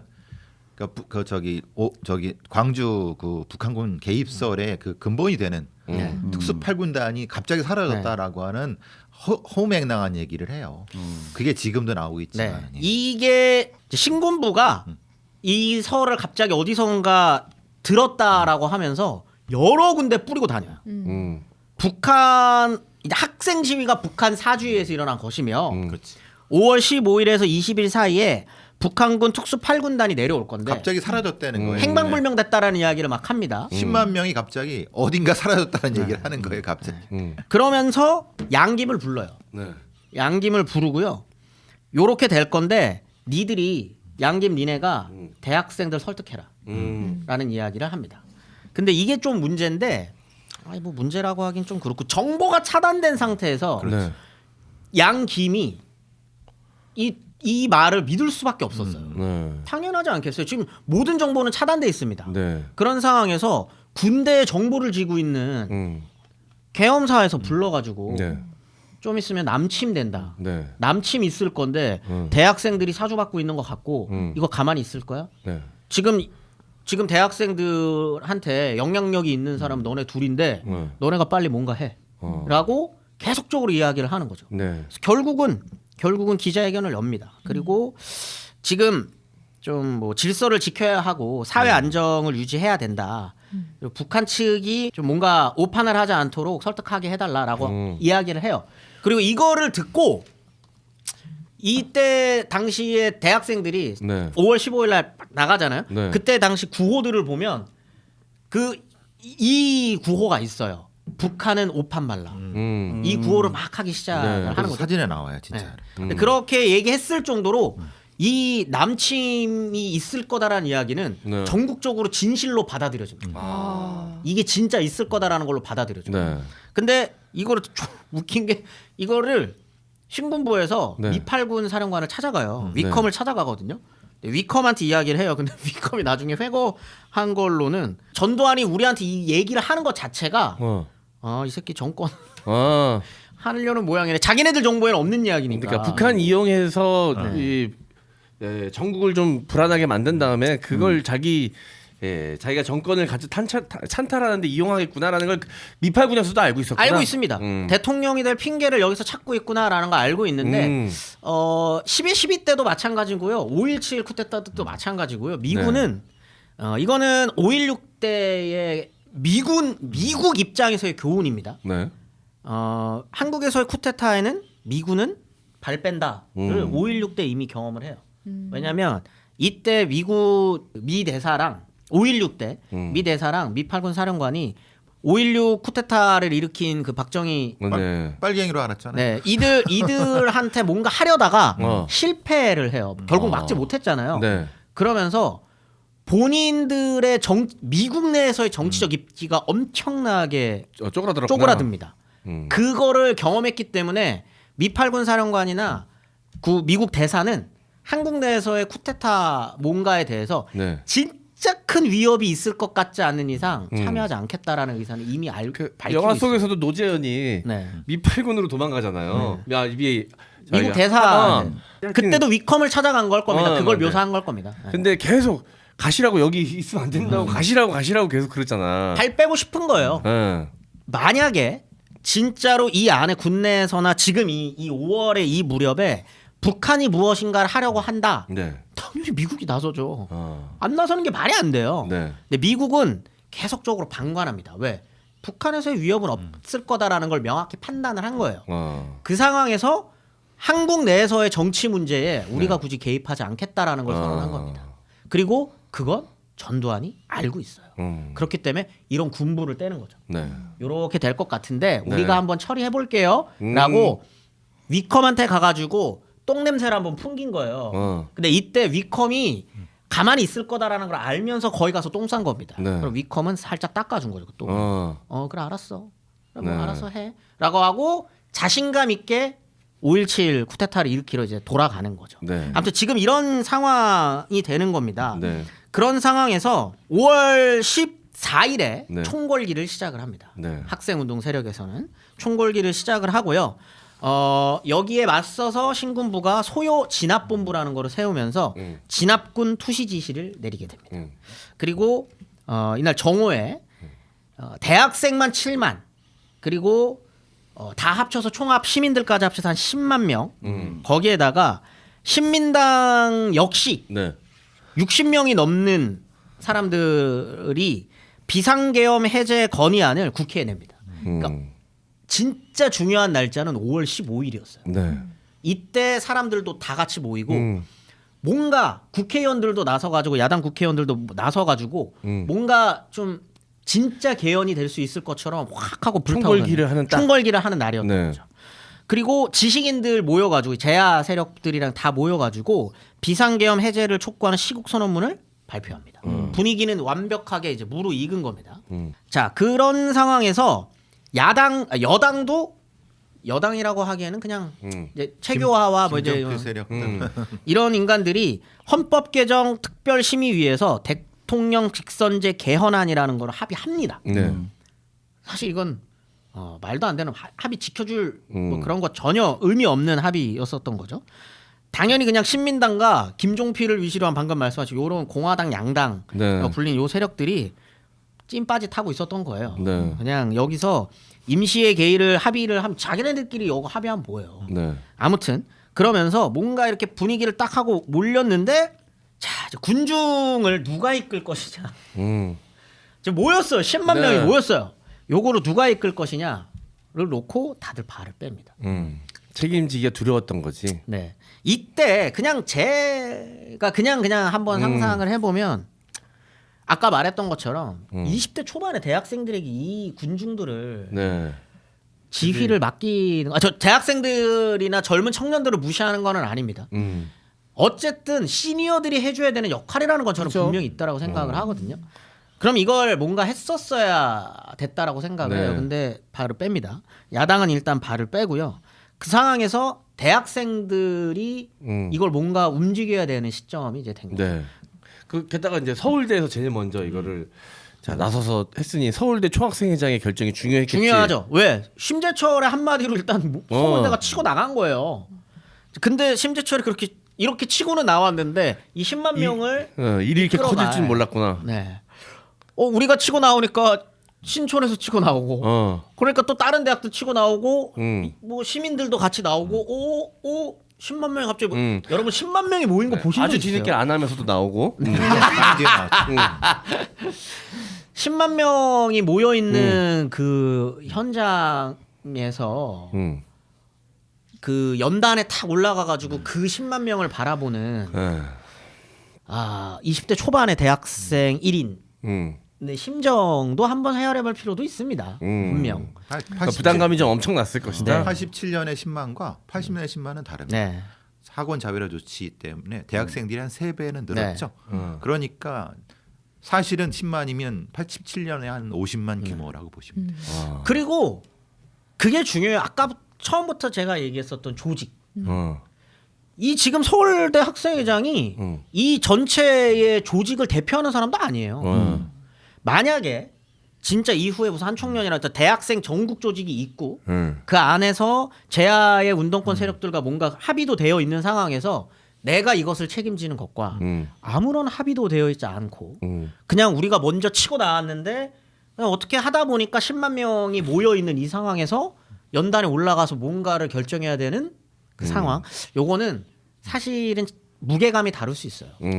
조직이 없는데 10만 명이 모인 것도 그렇죠. 진짜 대단한 거죠. 대단한. 그만큼 열망이 시민들의 열망이 강렬했다는 건데 그거 어떻게 시위를 해야 될지 뭘 해야 될지 어떻게 할 때 전혀 경험이 없어. 뭘 할지 모르겠는데 일단 이 답답함과 지금의 현실이 잘못됐다는 건 알고 나오긴 나왔어. 근데 향후 계획이 뭐가 없으니 사실 그냥 이대로 끌고 나가기에는 사실 원동력이 좀 부족하긴 하긴 했었네요. 근데 심재철은 나중에 체포돼서 조사받으면서 했던 말 때문에 또 논란이 있긴 하잖아요. 그렇죠. 아니, 물론 이제 역사적 책임이라고 하는 거는 당연히 져야 되는 네. 부분도 있는 거고요. 그리고 이것 때문에 우리가 알고 있는 것처럼 이 회군, 이 서울역 회군을 결정하게 되면서 일어난 참상이 5.18 네. 결국 광주 바로 5월 뒤죠. 18일에 광주였다는 네. 것. 이거 우리가 알고 있잖아요. 네. 이 결과를 우리 이미 알고 있습니다. 그런 상황에서 비판하는 건 쉬워요. 하지만 이 시기에 학생들 심재철만이 아니라 네. 이 시기에 모여 있었던 7만 대학생들에게 니들 왜 그랬어라고 이렇게 좀 강하게 비판하는 것도 사실은 근데 개쫄리긴 했을 거야. 막 공수부대 투입된다는 얘기부터 그럼요. 시작해서 뭐, 네. 뭐 탱크로 밀어버릴 거라는 소문까지 뭐 장난 아니었긴 했잖아. 그리고 네. 이때 사건이 하나 터지는 게요. 네. 갑자기 시내버스 하나가 탈취돼요. 네. 이 지금 대치를 하고 있는 거예요. 네. 지금 앞에 대학생들 막 앞에 투쟁하고 정경이 있고 있고. 정경들이 막아서고 있는데 대치를 하는 상황에서 갑자기 시내버스 한 대가 탈취가 됩니다. 네. 누군지 알 수 없어요. 네. 근데 그 시내버스가 갑자기 정경 쪽으로 돌진을 해요. 어. 그래서 정경이 한 명이 죽습니다. 자, 이렇게 되면은 어떻게 되냐면 대학생들 입장에서는 네. 그 몰고 간 게 대학생인지 아닌지도 몰라요. 어. 근데 그 버스 대학생이 일단 버스를 어떻게 몰 줄 알겠어요. 그래서 대학생 아닌 걸로 일단 보고 있는데 네. 아직도 안 밝혀졌을 거예요. 근데 그러면 하여튼 밖에서 보기에 지금 일단 언론은 통제되어 있습니다.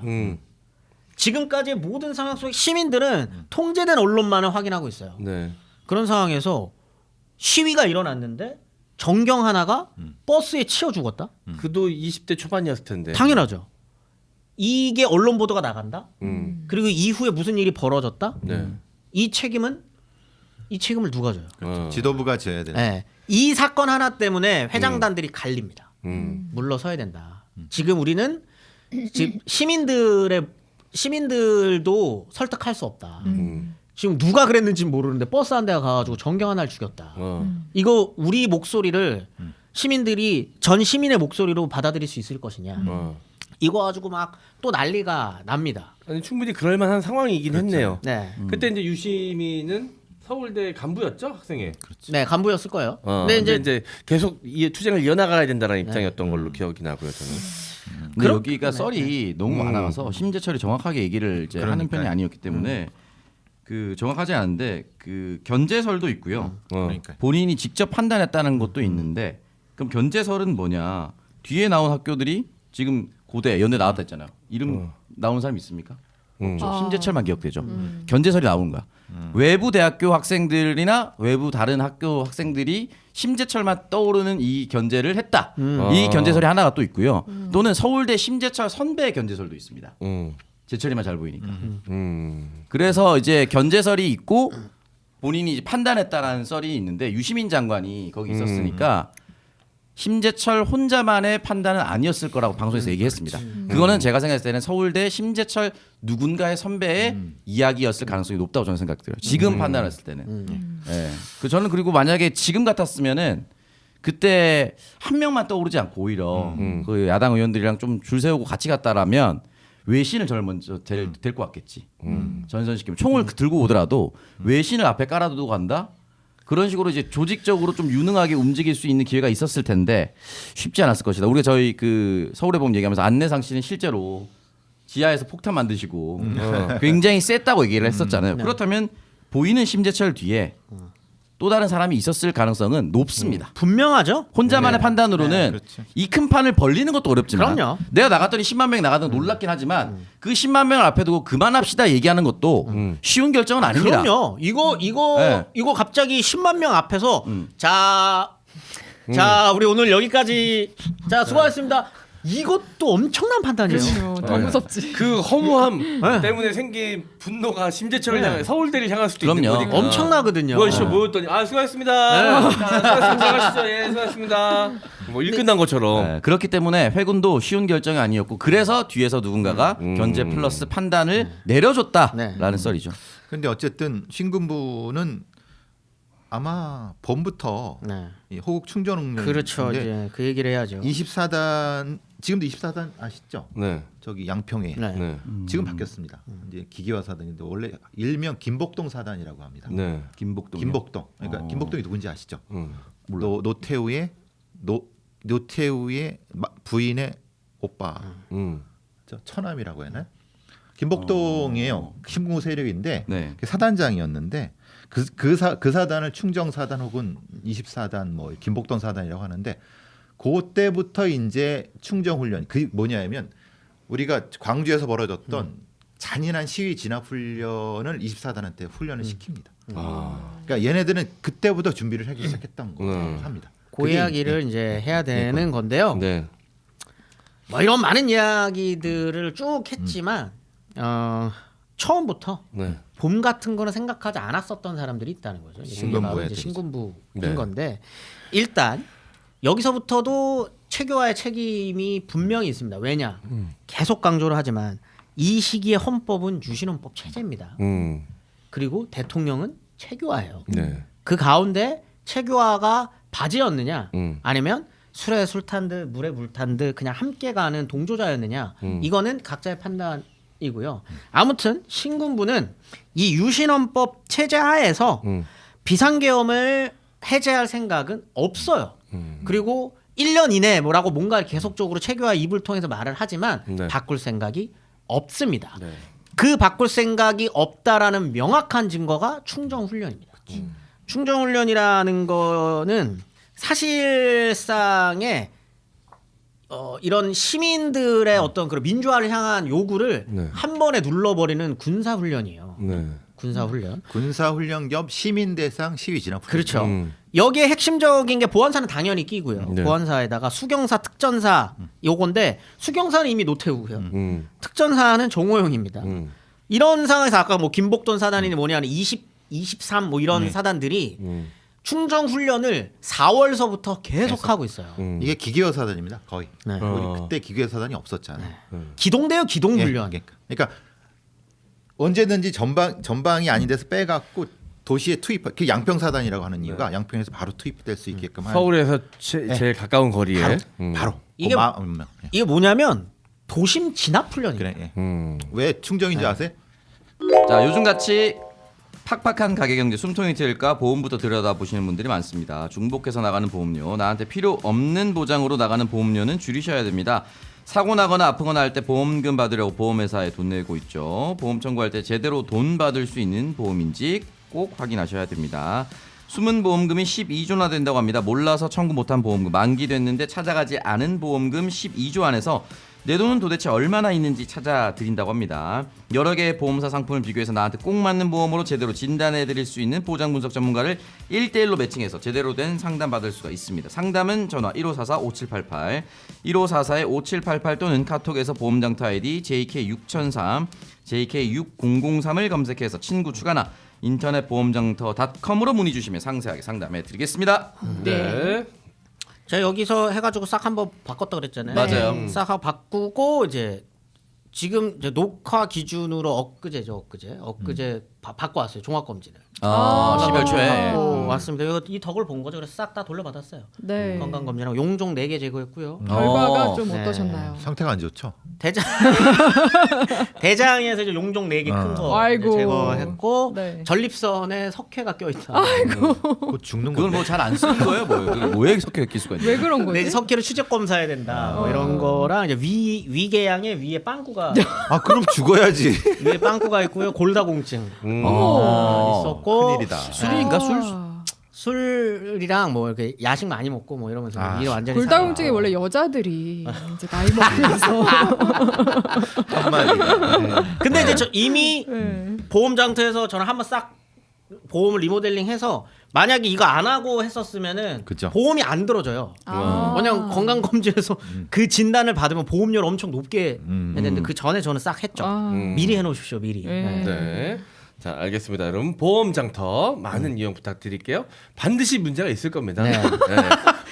있는데 외면하고 계신 거죠 그럼요. 지금. 맞습니다. 네. 보험장터 통해서 한번 되돌아보시고 문제가 있다 그러면 그때부터 또 선택이겠죠. 나 그냥 이대로 가기 귀찮아 하실 수도 있지만 난 이 돈 너무 아깝다라고 생각하시면 리모델링 반드시 해보셔야 됩니다. 산삼 순백에서 만든 신제품 산삼시대 광고입니다. 산삼의 대중화를 위해 야심차게 만든 바로 이것 산삼시대입니다. 산삼이 좋은 줄은 알지만 금전적인 부담으로 아직 경험하지 못하신 분들을 위해 만들었습니다. 산삼시대는 값싼 한약재는 물론이고요. 잔탄검, 덱스트린 등 어떤 인공 감미료도 넣지 않았습니다. 7년근 산양산삼 70%에 목에 좋은 도라지를 배합해서 먹기 편하게 이렇게 스틱에 담았습니다. 첨가물 제로, 100% 국산 천연 원료입니다. 까다로운 스마트 해썹 인증도 받았고요. 그 어렵다는 미국 FDA 등급도 통과했습니다. 홍삼값에 산삼을 놀라운 가성비와 만족을 안겨드릴 산삼시대 꼭 한번 만나보세요. 산삼순백의 유명세를 이용한 유사 상품이 많이 돌고 있습니다. 검색하실 때 꼭 산삼순백 브랜드를 확인하시고 구매해주세요. 전화 문의는 1666-1666에 1080 1080번입니다. 네, 자, 여러분 산삼 시대입니다. 박가영 아나운서가 이동형 TV에서 이거 훔쳐가다가 이동형 사장님 걸려서 네, 걸렸어요. 정말 옆에 있었거든. 정말 취했습니다. 야. 주머니에 뭉태기로 넣다가 걸려가지고 치면서 왜 그래요? 여기서 처먹어 왜 훔쳐가? 돈은 여기서 제일 많이 버는데. 그러니까 야. 좀 여기서 그래서 사세요. 먹어야지. 줄 때 먹어야지. 제 그 팔 소매 통 큰 거 입고 올 때 조심해야 됩니다. 쓱 가가지고 이런 데 올려 있으면 이렇게 해가지고 놓고 그냥 가더라고요. 이렇게 산삼시대 저렇게 가져가는 거 저렇게 가져가는 거. 지금 산삼시대 주머니예요 이게 다. 지금 내가 돈을 얼마 버는지 중요하지 않습니다. 이 도둑 새끼들은요.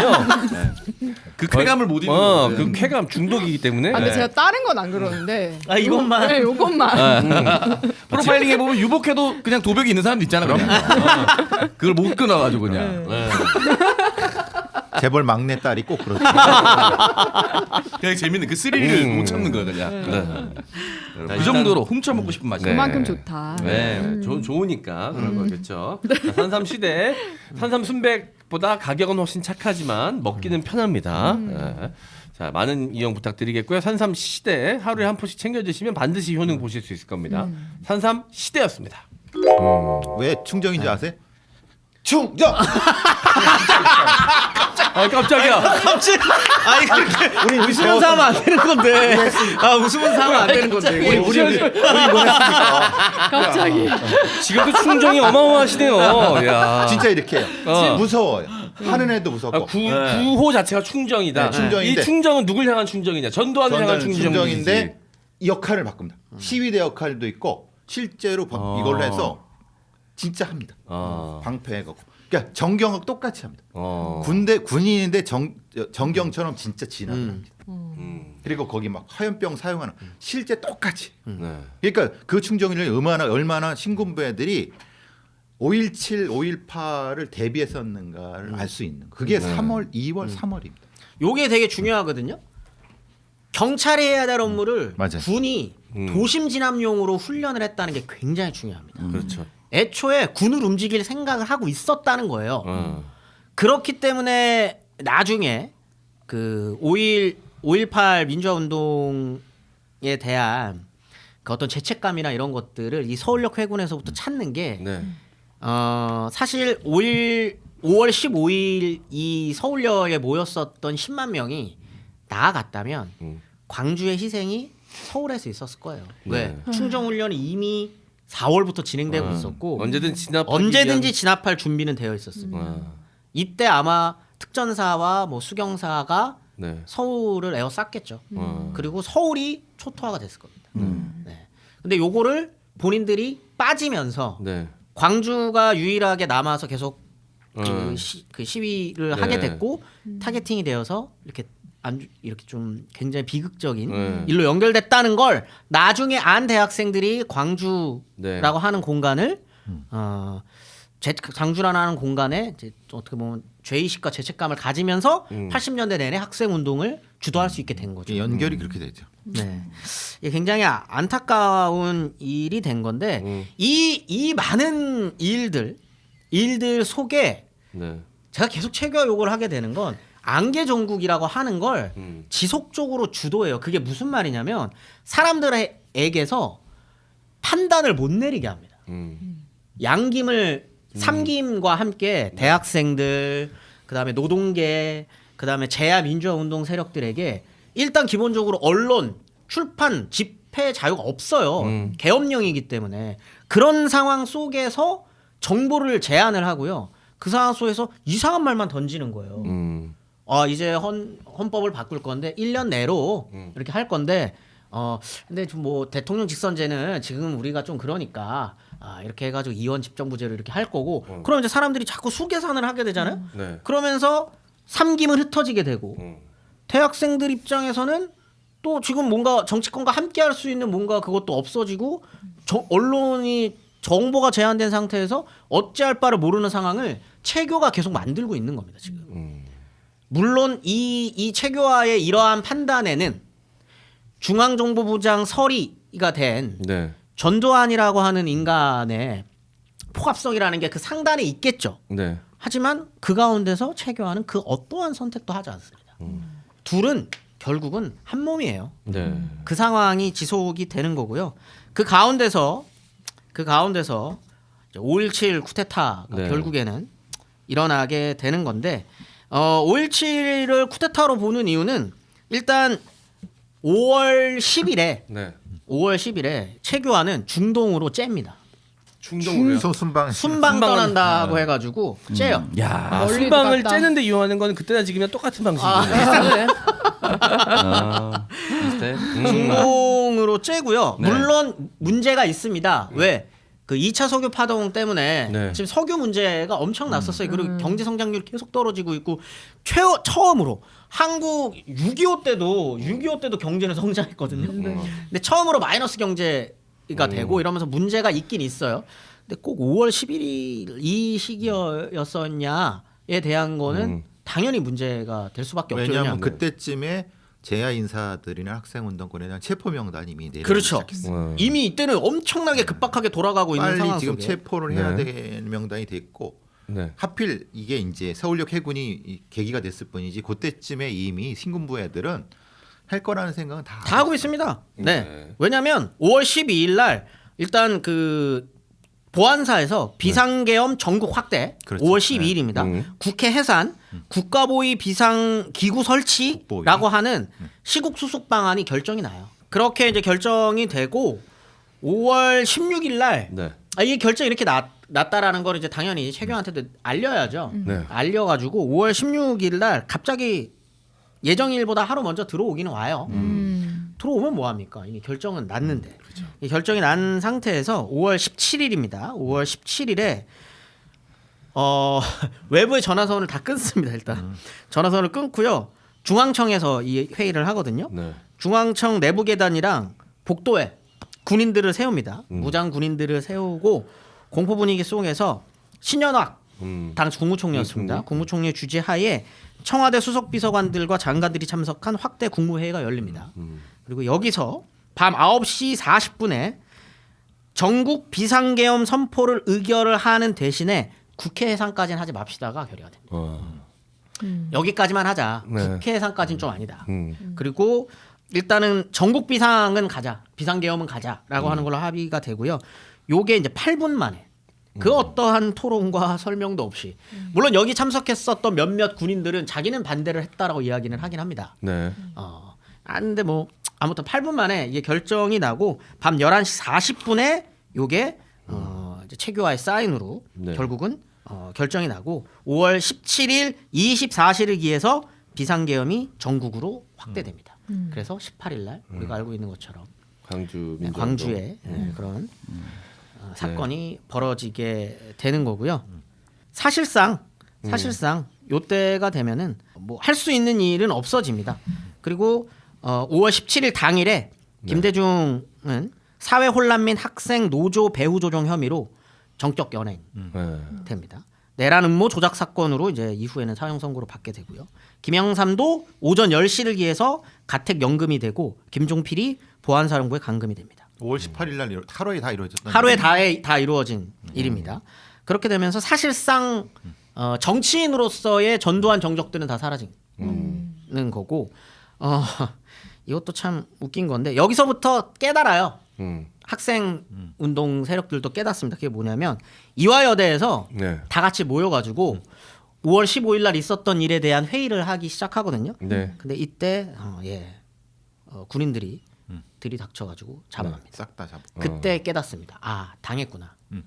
당했구나라는 걸 깨닫고 우리가 알고 있는 것처럼 광주에서는 이미 진압이 시작되는 시절로 넘어가면서 사실상 서울의 봄이라고 하는 어떻게 보면 많은 다양한 가능성들이 열려 있었던 그 시절이 네. 끝나게 되는 겁니다. 그 12월 13일 날 영화에 나오는 샴페인 터뜨린 게 12월 13일.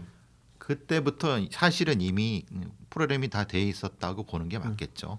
충정훈련부터 시작하는 그러니까 전두환을 중심으로 한 국보 이 시스템이 어느 정도까지는 구성돼 있었다고 보는 게 맞을 거예요. 사실. 근데 이제 제가 꼭 이 이야기를 하고 싶었었던 건 지금 우리는 결과를 다 알고 있기 때문에 이제 이렇게 아쉬운 기억들 그런 고비들이 막 있지만 사실 그 아쉬운 고비가 있다는 말은 기회도 있었다는 말이기도 해요. 네.